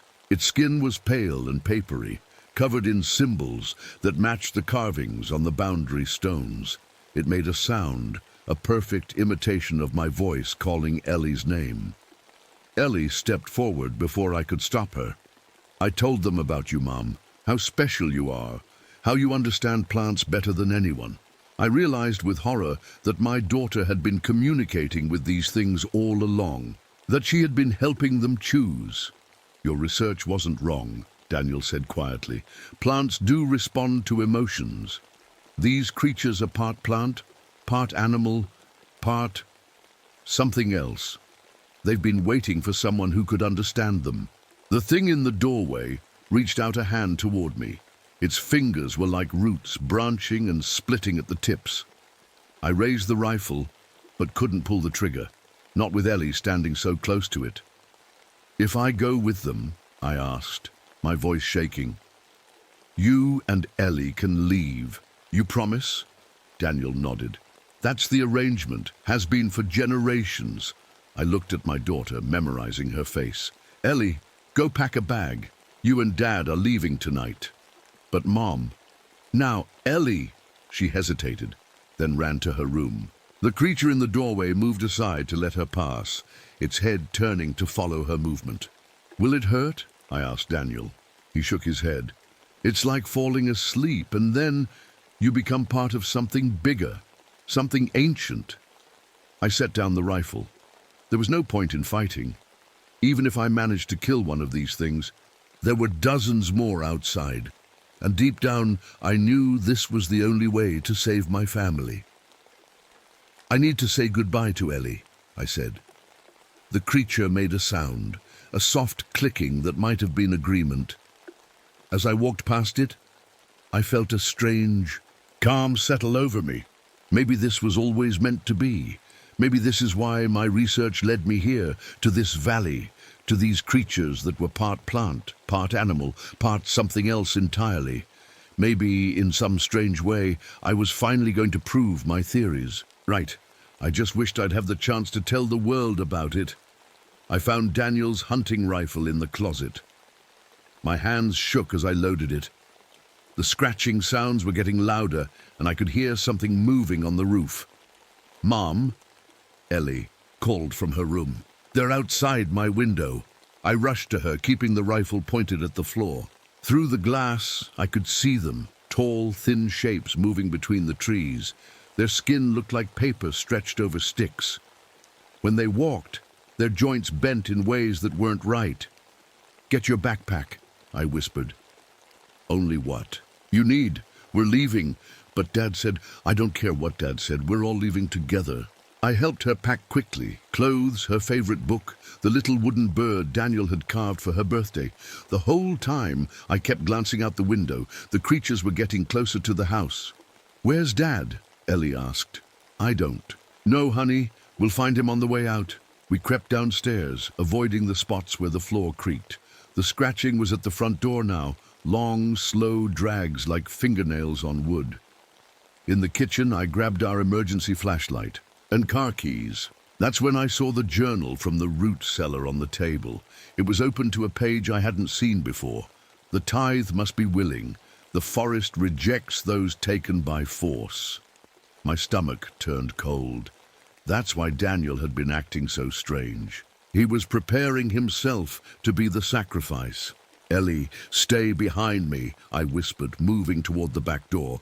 But when I opened it, Daniel was standing there. His skin was pale, and those root-like patterns had spread across his face. His eyes looked hollow. "You can't leave," he said flatly. "Not until they choose." "Daniel, please, this is crazy. Let us go." He shook his head slowly. "I've seen what they are, Maggie. What they need. The soil here is special. It needs to be fed. One person stays, becomes part of the forest. The others get to leave. That's how it's always been. And you decided that would be you, without even talking to me?" Something flickered in his eyes, a moment of the real Daniel. "I thought I could protect you both." A crash from the living room made us all jump. They were inside now. "We need to go," I said, grabbing Ellie's hand. "All of us, right now." Daniel blocked the doorway. "They won't let us all leave. That's not the deal." "I don't care about their deal." I raised the rifle, not pointing it at Daniel, but ready. I wasn't going to let these things take my family. "Please, Daniel, move." He looked at me for a long moment, then at Ellie. Something changed in his face, like he was waking up from a dream. "The car," he whispered. "I'll hold them off. Get to the car." He stepped aside, and we ran into the night. The rain had stopped, but the ground was muddy and slick. Ellie slipped once, and I pulled her up without stopping. Behind us, I heard Daniel shouting, not words, but sounds that made my skin crawl.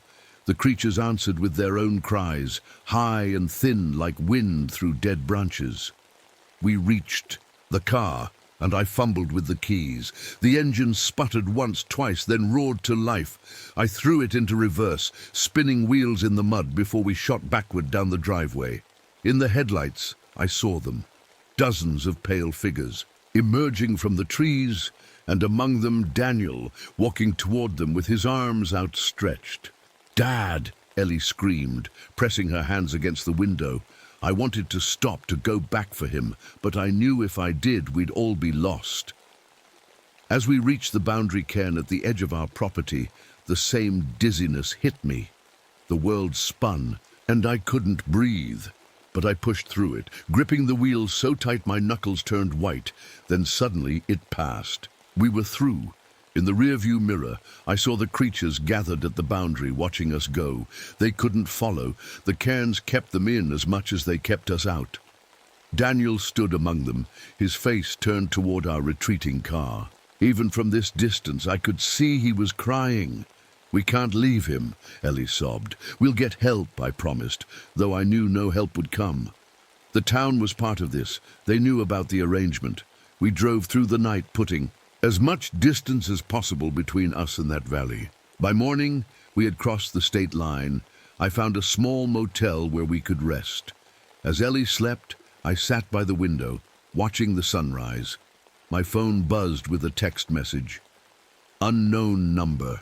I'm still here, in the trees, in the soil. I can feel everything. Don't come back, they're waiting for you. I love you both." I deleted the message and threw the phone away. We would never go back. But as I watched Ellie sleeping, I noticed something that made my blood freeze. Tiny root-like patterns were beginning to form on her wrist, just like Daniel's had started. The valley wasn't done with us yet. 3 months passed since we escaped that valley. Ellie and I settled in a small apartment 2 states away. I found work at a local greenhouse, and Ellie started at a new school. We never talked about what happened, never mentioned Daniel or the dogman or the house with its hungry soil. But the roots on Ellie's wrist kept spreading. I tried everything, creams, bandages, even a doctor who looked at the strange patterns and diagnosed it as just a rash. But I knew better. The valley wasn't done with us. At night, Ellie would whisper in her sleep, sometimes in her voice, sometimes in voices I didn't recognize. Once I swear I heard Daniel speaking through her. "They're coming, Maggie. They always collect what's theirs." I started keeping a baseball bat by my bed. Every noise in the night made me jump.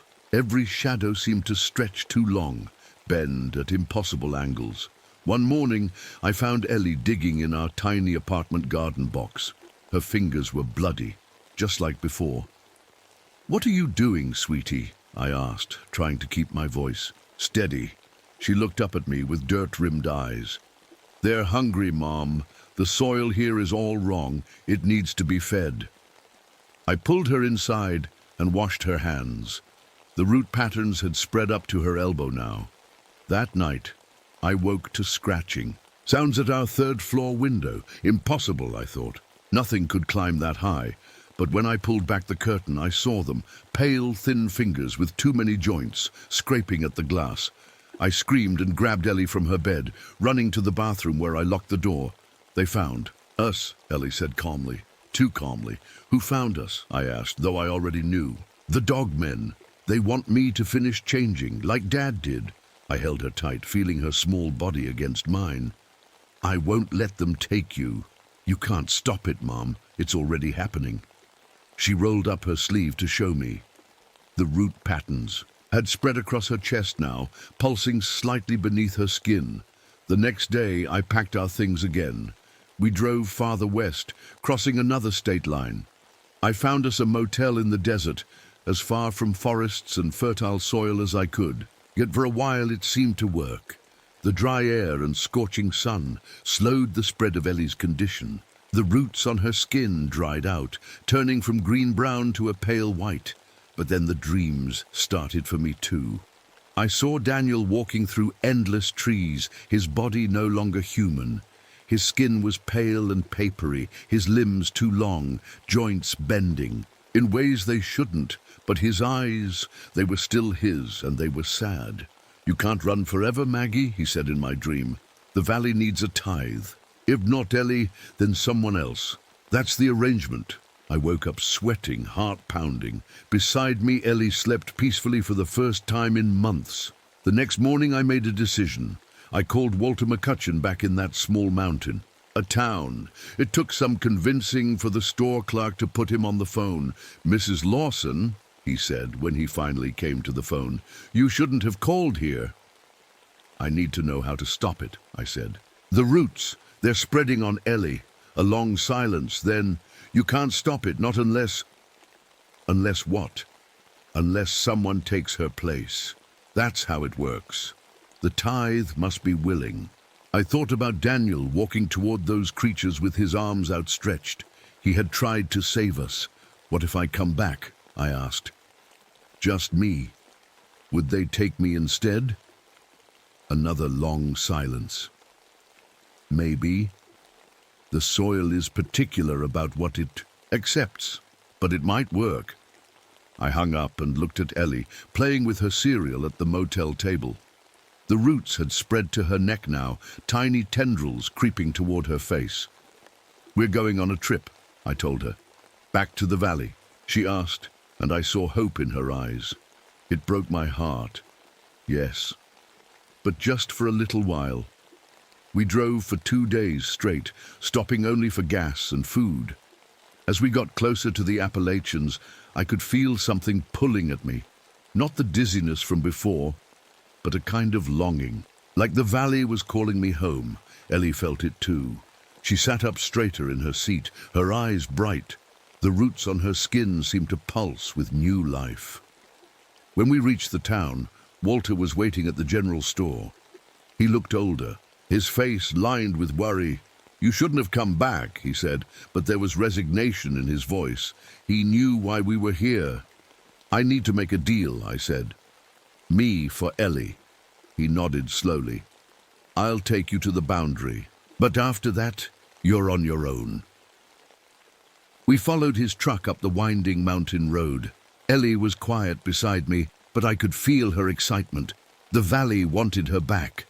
When we reached the stone cairn marking our property line, Walter stopped. He wouldn't go any further. "Remember," he said, "the tithe must be willing. If you try to trick them, they'll take you both." I nodded, taking Ellie's hand. Together we walked past the boundary cairn. This time there was no dizziness, no resistance. The valley welcomed us back. Our old cabin stood just as we'd left it, but the garden had grown wild. Plants taller than me swayed in the breeze, their leaves turning to follow our movement. The air smelled rich and earthy, like after rain. "They're waiting," Ellie whispered, pointing to the tree line. I saw them then, the dogmen, dozens of pale figures standing perfectly still among the trees. Watching us with their eyeless faces, one stepped forward. It was taller than the others, its movements more fluid. Something about the way it tilted its head reminded me of Daniel. "Daniel?" I called, my voice shaking. The creature made a sound, not quite human, not quite animal. But I understood somehow. "I've come to make a deal," I said, stepping in front of Ellie. "Take me instead, let her go." The dogman tilted its head further, considering. Then it extended one long, thin arm toward Ellie. "No," I said firmly. "Me. I'm offering myself willingly. That's the arrangement, right? A willing tithe?"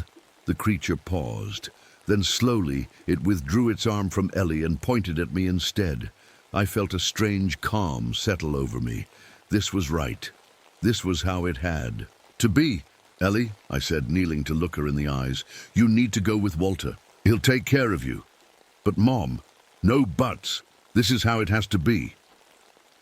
I hugged her tight, memorizing the feel of her small body against mine. "I love you more than anything. Remember that." Tears streamed down her face, but the roots on her skin were already fading, retreating back toward her wrist. "Will it hurt?" she asked in a small voice. I thought of Daniel, walking toward these creatures with his arms outstretched. "No, sweetie, it's like falling asleep." I walked her back to the boundary cairn where Walter waited. He nodded once, understanding what I had done. "Take care of her," I said. "I will," he promised. I watched them drive away. Ellie's face pressed against the window, getting smaller and smaller until they disappeared around the bend. Then I turned back to the dogmen. They had moved closer, forming a circle around me. The tall one, Daniel, I was sure of it now, reached out a hand. This time I took it. His skin felt like paper, dry and thin, but underneath I could feel something alive and growing like roots, spreading through soil. As he led me toward the trees, I felt the first tendrils breaking through my skin. It didn't hurt. It felt like becoming part of something bigger, something ancient. I looked back once at our cabin, at the garden where things grew too fast and too large. I thought of Ellie, safe now, the roots retreating from her body. It was worth it. The forest closed around us, and I became part of the hollow harvest. I never should have come back to the bayou. That's what I tell myself now, sitting alone in this creaking house as the water rises outside. But I'm getting ahead of myself. My name is Raymond Thibodeau, and 3 months ago, I came home to Louisiana. After 15 years away. Not because I wanted to, because I had nowhere else to go. The accident on the oil rig took everything from me. My job, my friends, my ability to walk without a limp, and worst of all, my peace of mind. Every night since then, I've heard the screams of the men who didn't make it. I see their faces in my dreams, asking why I survived when they didn't. The doctors called it survivor's guilt. I called it justice. I should have died with them. When the insurance money started running out and the landlord in New Orleans threatened to kick me out, I remembered the old house deep in the bayou that my grandfather left me. I hadn't been there since I was a kid, didn't want to go back, honestly. But desperate times and all that, the day I arrived the air was so thick with humidity it felt like breathing through a wet towel. Odette Bro, an old family friend who runs supplies to the folks living out here, gave me a ride in her flat-bottomed boat. The whole way, she kept looking at me sideways, like she was trying to figure something out. "Your grandpa's place ain't been lived in for years," she said, steering us through channels so narrow the cypress trees scraped both sides of the boat. "Might be in rough shape." Rough shape was being nice. The house stood on tall wooden stilts above the dark water, its boards gray with age. The porch sagged in the middle like an old man's back. Spanish moss hung from the roof like dirty curtains. "Home, sweet home," I muttered. Odette helped me unload my few bags. As she was about to leave, she grabbed my arm. Her fingers dug in hard. "Enough to hurt. Raymond, you listen now. Don't go wandering in the deep bayou. Stay to the main channels, and whatever you hear at night, stay inside." I laughed. "What? You worried about alligators?" She didn't smile back. "There are things in these waters that ain't right. Things your grandpa knew about. Things that remember your family." Before I could ask what she meant, she was back in her boat, the motor fading as she disappeared around the bend. That first night, I sat on the porch with a bottle of whiskey, watching the sun sink below the cypress trees. The bayou came alive, with sounds, frogs croaking, insects buzzing, fish jumping. In the distance, something big splashed in the water, probably an alligator. I found my grandfather's old journals while cleaning out a trunk. They were written in a mix of English and French with strange symbols in the margins. Most of it made no sense, but one phrase kept showing up: "Les gardiens de l'eau," the guardians of the water. The next morning, I started fixing up the place. It gave me something to do besides drink and feel sorry for myself.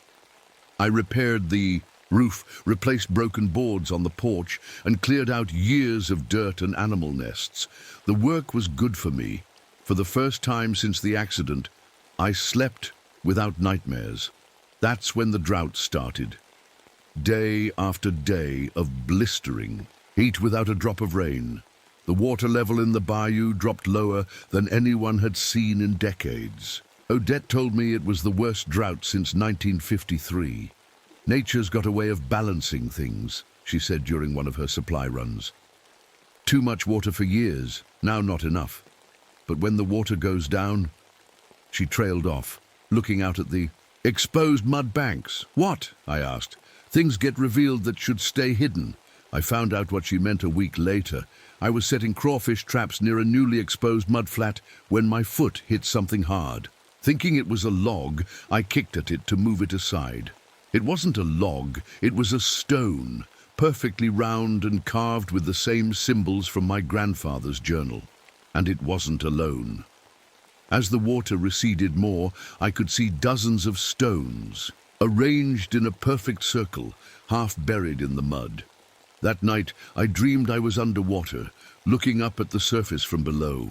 I could see my own house on its stilts and a figure standing on the porch, not me, something else, something watching and waiting.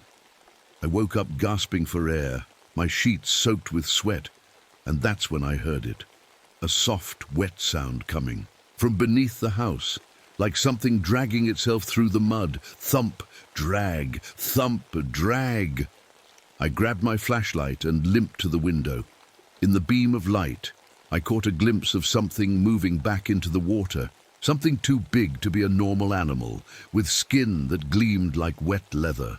The next morning, I found strange tracks in the mud around the house. Not alligator, not human either. And arranged on my bottom step was a perfect circle of crawfish shells, their claws pointing inward. Someone, or something, had left me a message, and that was just the beginning. I woke up with the sun streaming through the broken window blinds. For a second, I forgot where I was, reaching for my alarm clock that wasn't there. Then it all came. Back, the bayou, my grandfather's house, and those strange tracks in the mud. After a quick breakfast of coffee and stale bread, I decided to check out those stone circles I'd found.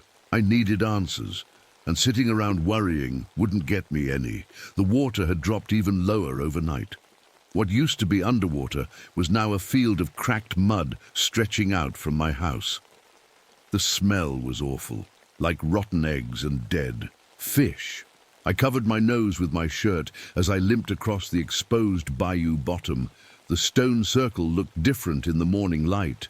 The stones weren't just placed there, they were stuck deep in the mud, like they'd been there for hundreds of years. I counted 24 of them, each about the size of a dinner plate and covered in those weird symbols. I took out my phone to snap some pictures, but the battery was dead. Strange, since I'd charged it the night before. Electronics never worked. Right out here anyway, as I knelt to examine one of the stones, I noticed something odd. The mud around the circle was different, darker and wetter than the rest, and there were those tracks again, leading away from the circle and back toward the water. Find anything interesting? I nearly jumped out of my skin. Luther Wells stood, a few yards away, an old fishing pole in one hand and a bucket in the other. I'd never heard him approach. Just some old stones, I said, trying to sound casual. Probably nothing. Luther was in his 60s, with skin like old leather and eyes that seemed to see right through you. He'd been my grandfather's neighbor for as long as anyone could remember. "Those ain't just stones," he said, setting down his bucket. "Your grandpa called them les pierres d'ancrage, anchor stones." "Anchor stones for what?" Luther didn't answer right away. He looked out across the bayou, then up at the cloudless sky. "Bad drought we're having," he said finally. "Worst since '53. That was the last time the stones were visible." "What happened in 1953, I asked. Luther's face went blank. "Nothing good. Listen, Raymond, you should fill in that circle. Cover those stones back up with mud." "Why would I do that?" "Some things are meant to stay buried." He picked up his bucket. "Your grandpa understood that. That's why he left." "My grandpa died here," I said. Luther gave me a strange look. "Is that what they told you?" Before I could ask what he meant, he was walking away, his boots making soft, sucking sounds in the mud. That night, I couldn't sleep. I kept thinking about what Luther had said about my grandfather. According to my mum, he died of a heart attack in this very house when I was 5. I barely remembered him, just a tall man with a deep voice who smelled like fish and tobacco. Around midnight, I heard splashing outside. At first, I thought it was just fish jumping, but it was too rhythmic, too deliberate. Splash, pause, like someone wading through water. I grabbed my flashlight and limped to the window. The beam cut through the darkness, reflecting off the water. Nothing seemed out of place, but then I noticed the crawfish traps I'd set that morning. They were all open, empty of bait and catch alike. Something moved at the edge of the light. Just a ripple in the water, but it was moving against the current, making a perfect line toward my house. I switched off the flashlight and backed away from the window. My heart was pounding so hard I could feel it in my throat. That's when I heard it, a wet slapping sound on the wooden steps leading up to my porch, like something heavy and damp dragging itself up one step at a time. Slap, drag, slap, drag. Grabbed my shotgun from beside the bed. My hands were shaking so bad I almost dropped it. The sound stopped at my front door. For what felt like forever, there was nothing but silence. Then came a soft scratching, like fingernails on wood. Not in knocking, more like something was drawing on the door. I stood frozen, gun pointed at the door, waiting for it to burst open. But it never did. Eventually the scratching stopped, and I heard the wet slapping sound again, this time moving away from the house. When morning came, I finally worked up the courage to open the front door. What I saw made my blood run cold. Carved into the wood were the same symbols from the stone circle and my grandfather's journal, and at the bottom of the steps was a perfect circle of crawfish, all of them alive but arranged with their claws pointing inward toward the center where someone had placed a small smooth stone. I ran back inside and locked the door. With shaking hands, I pulled out my grandfather's journal and started flipping through the pages. There had to be an explanation for what was happening. On page after page, I found drawings of the symbols, along with notes about moon phases and water levels. One phrase kept showing up: "They rise when the waters fall." The last entry was dated June 17, 1953, exactly 28 years ago today. It was just 3 words. "They have come." The journal ended there. The rest of the pages were blank. I was still, staring at those 3 words, when I heard Odette's boat approaching. I shoved the journal under my pillow and went outside to meet her. She took one look at my face and knew something was wrong. "You've seen something," she said. It wasn't a question. I told her about the stone circle, the tracks, and the crawfish. Arrangement. I didn't mention the scratching at my door or what Luther had said about my grandfather. Odette's face grew darker with each word. When I finished, she reached into her bag and pulled out a small cloth pouch. "Hang this above your door," she said, handing it to me. "And whatever you do, don't go near the water after dark." "What's happening, Odette?" I asked. "What are these things in the water?" She looked around nervously, as if afraid someone might be listening. "The old folks call them rampeurs, the crawlers," she whispered. "They live in the deep parts of the bayou in underwater caves. They only come up when the water gets low." "What do they want?" Odette wouldn't meet my eyes. "They're just looking for food, that's all. The drought has made fish scarce." She was lying. I could tell by the way her hands fidgeted with her boat rope. "Is that why there are symbols carved on my door?" I asked. "Because they're hungry." Odette's head snapped up. "They marked your house." Her voice was barely audible. "Oh, Raymond, you need to leave. Today. Come back with me to town." "This is my home now," I said, more bravely than I felt. "I'm not leaving because of some crawfish thieves." "They're not thieves," she said. "And this isn't about crawfish."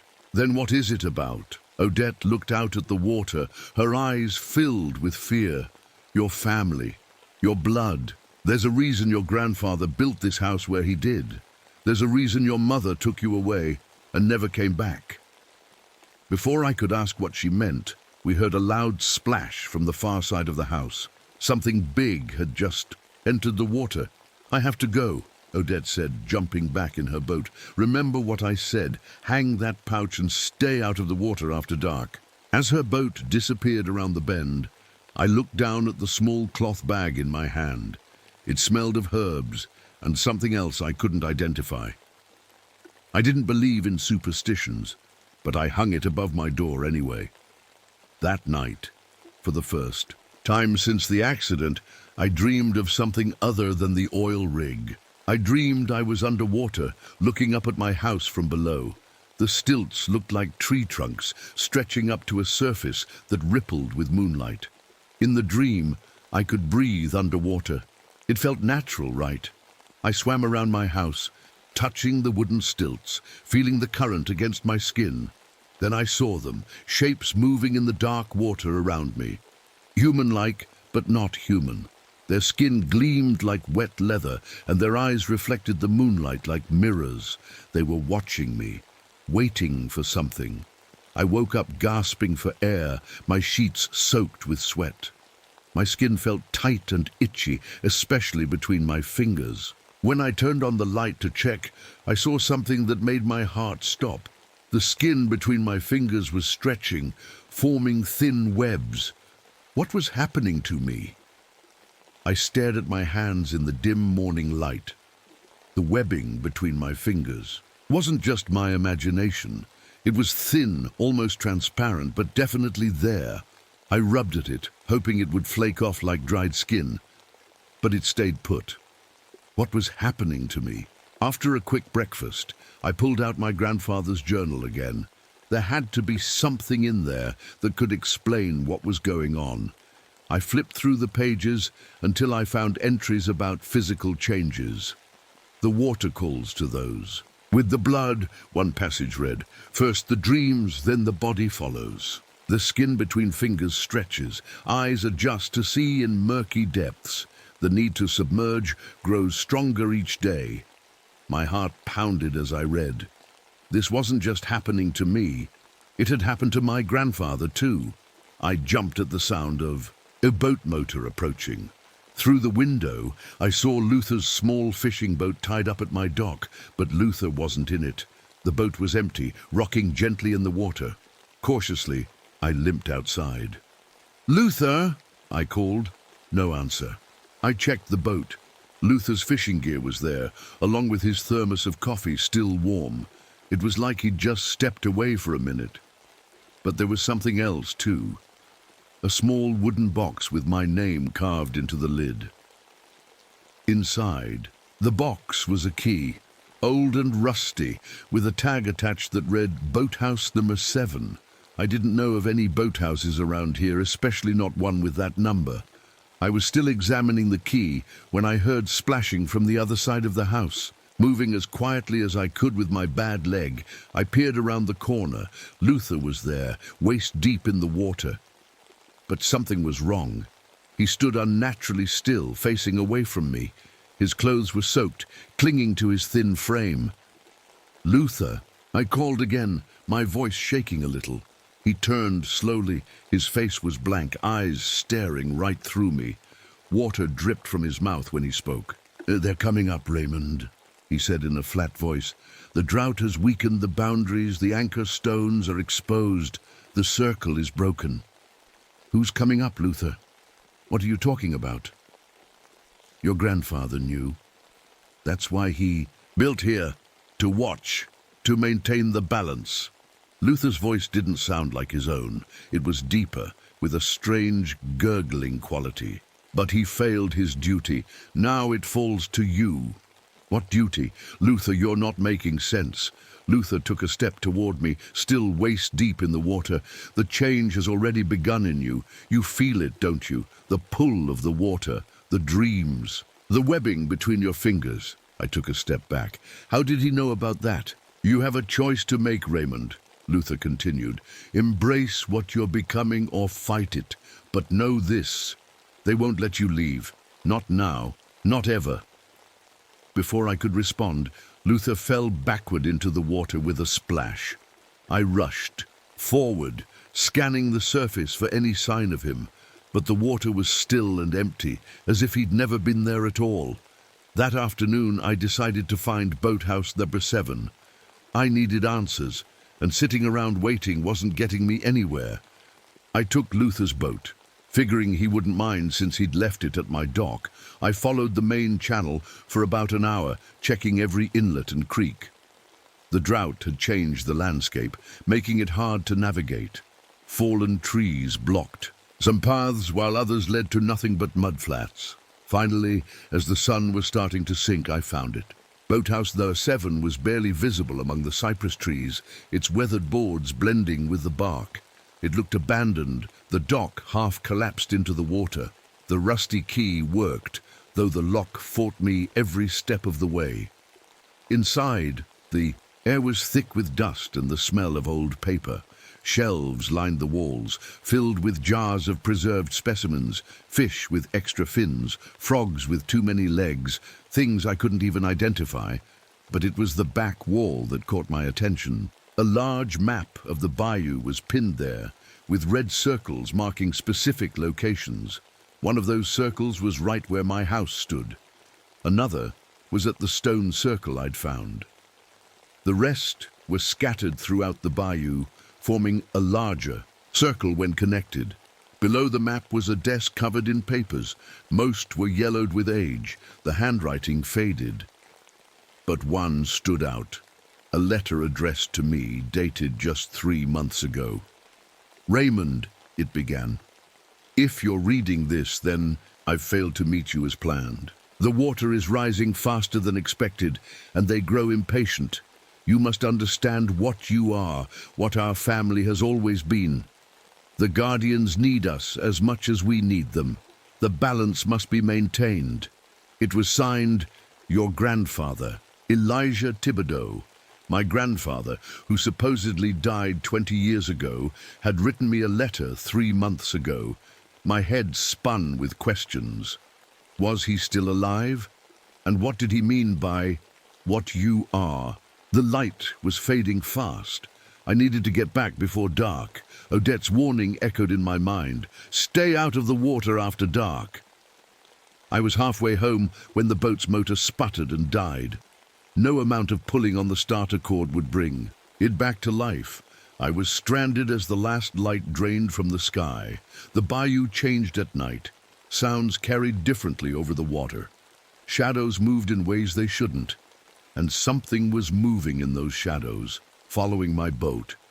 Paddled as quietly as I could with the emergency oar, trying not to splash. Every few minutes, I'd hear a soft ripple behind me, like something breaking the surface to watch, then slipping back under. The moon rose, casting a silver path across the water. In that light, I saw something that made my blood freeze. The water around my boat was moving in a perfect circle, swirling against the current. And just below the surface, shapes moved, human-like but not human, their skin gleaming like wet leather. They were herding me, I realized with growing horror, guiding my boat not toward home, but toward the stone circle. When the boat ground against mud, I knew I'd arrived. The stone circle gleamed in the moonlight, each symbol seeming to glow with an inner light, and standing in the center was a figure I recognized from old photographs. "Hello, Raymond," said my grandfather, looking exactly as he had in pictures from 30 years ago. "We've been waiting for you." His skin had a strange, damp sheen to it. Between his fingers, I could see the same webbing that was growing on my own hands, but thicker, more developed. When he smiled, his teeth looked wrong, too many, too sharp. "What's happening to me?" I asked, my voice barely a whisper. "You're becoming what you were always meant to be," he said. "What our family has been becoming for generations. The perfect bridge between their world and ours." Their world?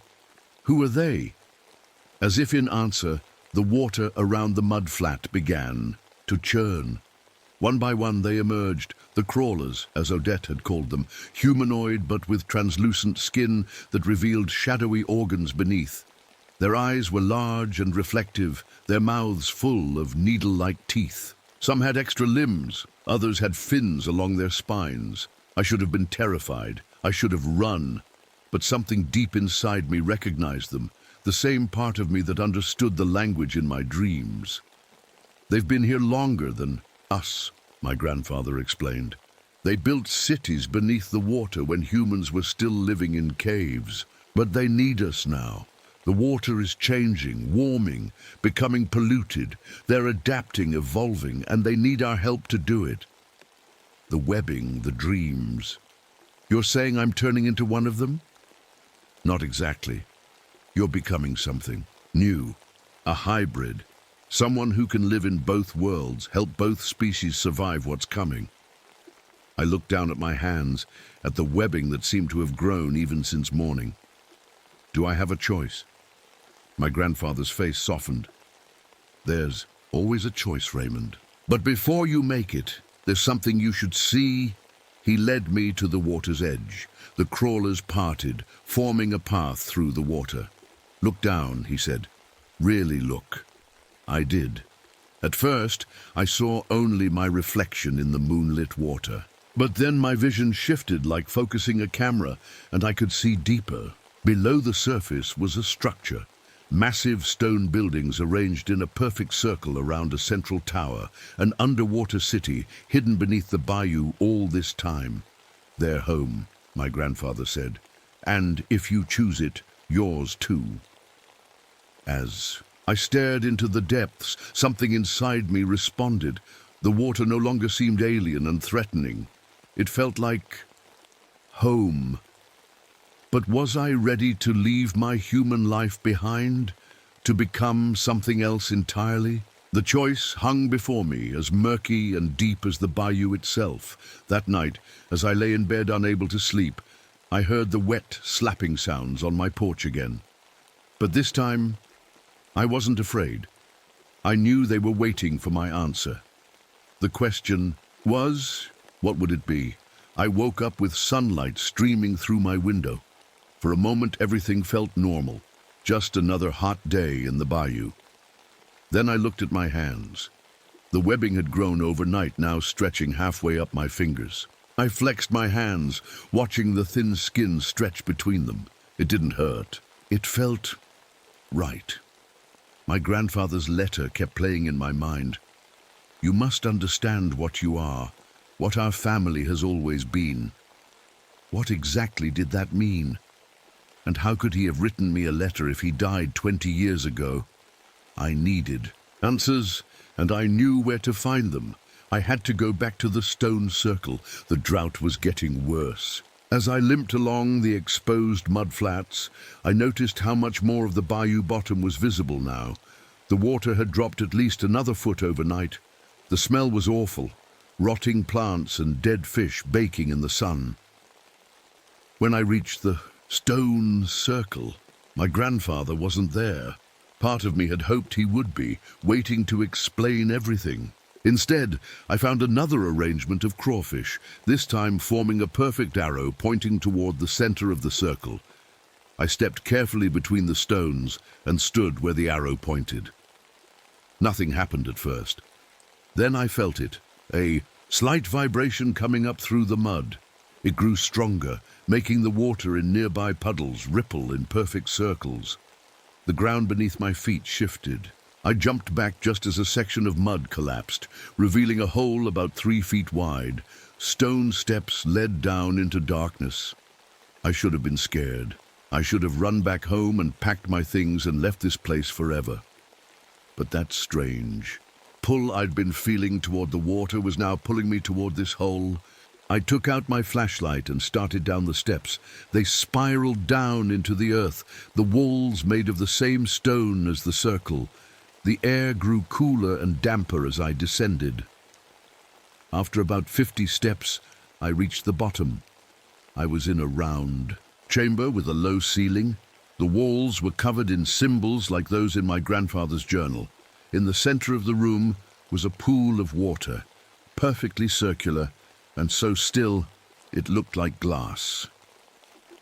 You came. My grandfather's voice echoed in the chamber. He stepped out from a shadowy alcove I hadn't noticed. I wasn't sure you would. What is this place? I asked, shining my flashlight around. A meeting place, built long before humans settled in this area. He gestured to the symbols on the walls. Their language. You can read it now, can't you? I looked at the strange markings. To my surprise, they made sense to me, not as words exactly, but as concepts, images that formed in my mind. Protection, I said, pointing to one symbol. Transformation, balance, My grandfather nodded, looking pleased. The changes are happening faster in you than they did in me. That's good. We don't have much time.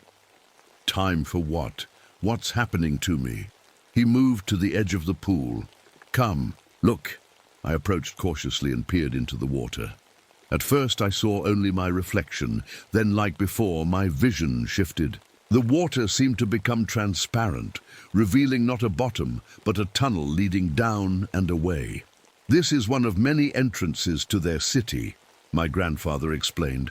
They've lived beneath the bayou for thousands of years, Raymond. Long before humans came. They built these chambers as meeting places where they could interact with surface dwellers. The crawlers, I said. That's what Odette calls them. My grandfather frowned. A crude name for a sophisticated species. They call themselves the Merai. They're not monsters, Raymond. They're just different, adapted to a different environment. And we're becoming like them. Why? Not exactly like them. Something in between. He held up his hands, showing me his webbing, more developed than mine. Our family has always been special. We carry genes that make us compatible with their biology. For generations, they've been guiding our family, arranging marriages to preserve. Those genes, that's insane, I said, backing away. You're saying our entire family history has been manipulated by these things. Not manipulated, protected, preserved. He stepped closer. The world is changing, Raymond. The waters are warming, becoming polluted. The Merai are struggling to adapt. They need us as much as we need them. I don't need them, I said firmly. Don't you? He looked at me with sad eyes. You came back here broken, Raymond, drinking yourself to sleep every night, haunted by the men who died on that rig. Do you think that accident was random? A chill ran through me. What are you saying? They've been watching you your whole life, waiting. When they saw what you were becoming, a drunk wasting your potential, they intervened. They caused the explosion. My voice cracked. People died. Yes. My grandfather's face showed no remorse. Sacrifices were necessary. To bring you here, to fulfill your purpose. Rage boiled up inside me. Those were my friends, and you're telling me they died just to get me back to this godforsaken swamp? They died so that two species might survive. He gestured to the pool. The Merai are dying, Raymond. Their children are born with defects. Their numbers dwindle each generation.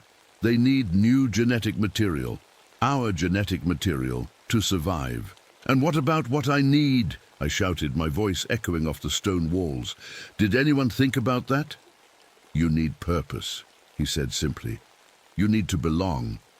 Haven't you felt it since you came back? The pull of the water, the dreams, your body changing to adapt. This is where you belong, Raymond. This is your true home. I wanted to argue, to tell him he was crazy, but deep down I knew he was right. Since coming back to the bayou, I'd felt more alive, more connected to something bigger than myself. Even with all the strange and terrifying things happening, I'd never once thought about drinking.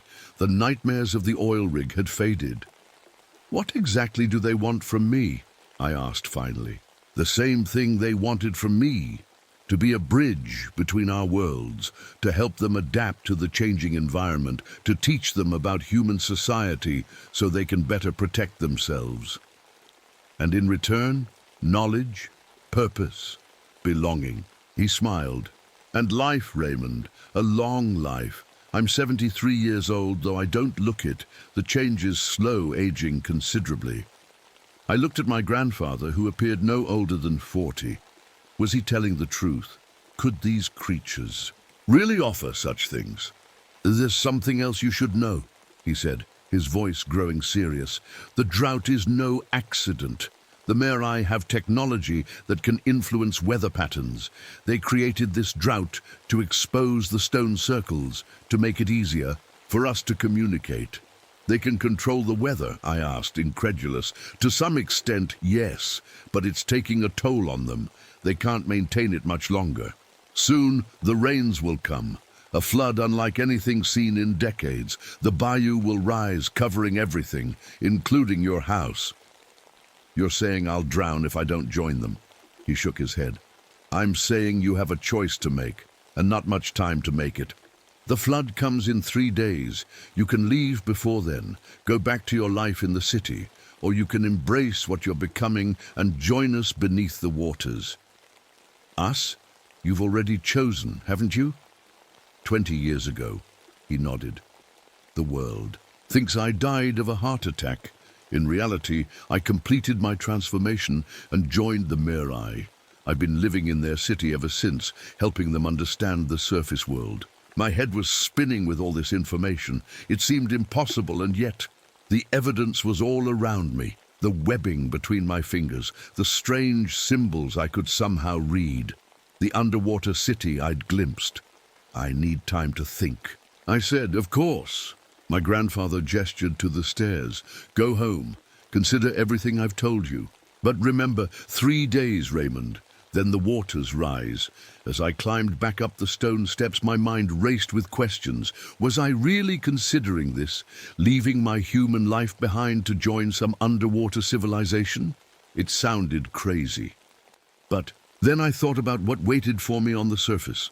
No job, no family, no real friends, just a small apartment in New Orleans and a disability check that barely covered rent. Here, I had purpose. I had connection. I had family. Strange. As it was, when I reached the top of the stairs, I turned back for one last look. My grandfather stood by the pool, watching me. He raised his hand in farewell, and I noticed something I hadn't before, a faint glow emanating from his skin, like moonlight through water. The walk back to my house felt longer than before. The sun beat down mercilessly, and I found myself longing for the cool dampness of the underground chamber. My skin felt too dry, too tight. As I approached my house, I saw a boat tied up at my dock. Odette was sitting on my porch, a worried expression on her face. Raymond, she called as I got closer. Where have you been? I've been waiting for hours. Just exploring, I said vaguely. She looked me over, her eyes lingering on my hands. I shoved them in my pockets. It's happening, isn't it? She asked quietly. The changes. I nodded, not bothering to deny it. Then you've seen them, the crawlers, and your grandfather too, I expect. You knew he was alive? She sighed. I suspected. There are stories about people who go to live with them, people who change. Like you almost did. I remembered what my grandfather had said about Odette being a previous candidate. Her hand went unconsciously to her neck, where I noticed for the first time 3 faint lines, like scars or gill slits that had been closed up. I made my choice, she said firmly, and I've paid for it every day since. The changes don't reverse completely once they've begun. I live in constant pain, neither fully human nor whatever they are. Why are you telling me this? Because you need to know the truth before you decide. It's not a paradise down there, Raymond. It's another world with its own rules, its own cruelties. And once you fully change, there's no coming back. I thought about this. My grandfather seems happy with his choice. Your grandfather was always more like them than like us, she said bitterly. Cold, calculating, willing to sacrifice others for what he believed was right. Like sacrificing my friends on the oil rig, I thought. The flood is coming, I said. 3 days, then the waters rise. Odette nodded. I know. That's why I came. To warn you, to help you leave before it's too late. And if I don't want to leave? She looked at me for a long moment. Then God help you, Raymond, because you'll need more than luck where you're going. After Odette left, I sat on my porch watching the sunset. The bayou was eerily quiet, as if all the wildlife had gone into hiding. No frogs croaking, no birds calling. Just the occasional splash of something moving beneath the dark water. I thought about everything I'd learned. About my family's strange connection to the Mirai. About my grandfather living in an underwater city for 20 years. about the coming flood that would cover everything, and I thought about my choices: stay human and leave the bayou forever, or embrace the changes and join a civilization I barely understood. As darkness fell, I noticed lights moving beneath the water, faint glowing patterns that seemed to pulse in rhythm. The Merai were out there, watching, waiting for my decision. 3 days. That's all the time I had left to choose. The next morning, I woke up to the sound of rain hitting my roof. The drought was ending, just as my grandfather had said it would. I looked at my hands. The webbing now stretched all the way up to my fingertips. My skin had a slight sheen to it, like it was always damp. 2 days left to decide. I spent the day going through my grandfather's journals again, looking for any clue that might help me make my choice. The more I read, the more I understood about my family's strange history. For generations, we'd been connected to the Merai. My great-grandmother had married a man chosen specifically for his genetic traits. My grandfather had been groomed from childhood to take his place among them, and now it was my turn. Around noon, the rain stopped briefly. I stepped outside onto my porch and saw Luther's boat drifting by, empty. On the seat was a small wooden box. I waded out and grabbed it before it floated away. Inside was a photo I'd never seen before. My grandfather, standing with my mother when she was young, maybe 5 or 6. On the back was written, "The ones who choose to leave are never truly free." My mother had taken me away from this place when I was a child. Had she been running from this same choice? That night, the rain came back harder. The water level had already risen several inches, covering the mud flats. The stone circle was underwater again. I couldn't sleep.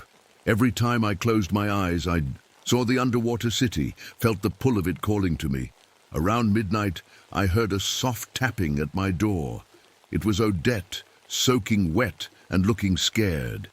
"The flood is coming faster than expected," she said, stepping inside. "We need to leave tonight if you're going to leave at all."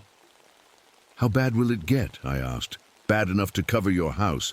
The bayou floods like this every few decades. That's why all the old houses are built on stilts."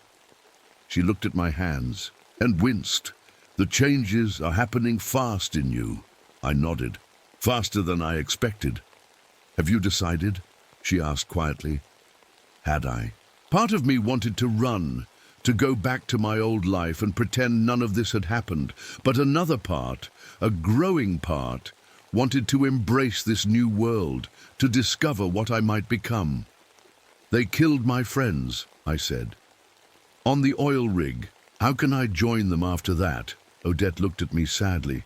"The Merai see time differently than we do.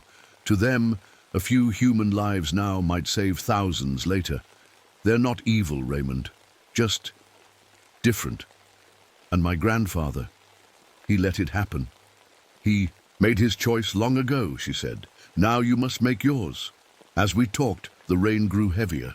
Water began seeping under my door, not from the rising bayou, but from the sheer amount of rainfall. "We need to go," Odette said urgently. "The roads will flood soon."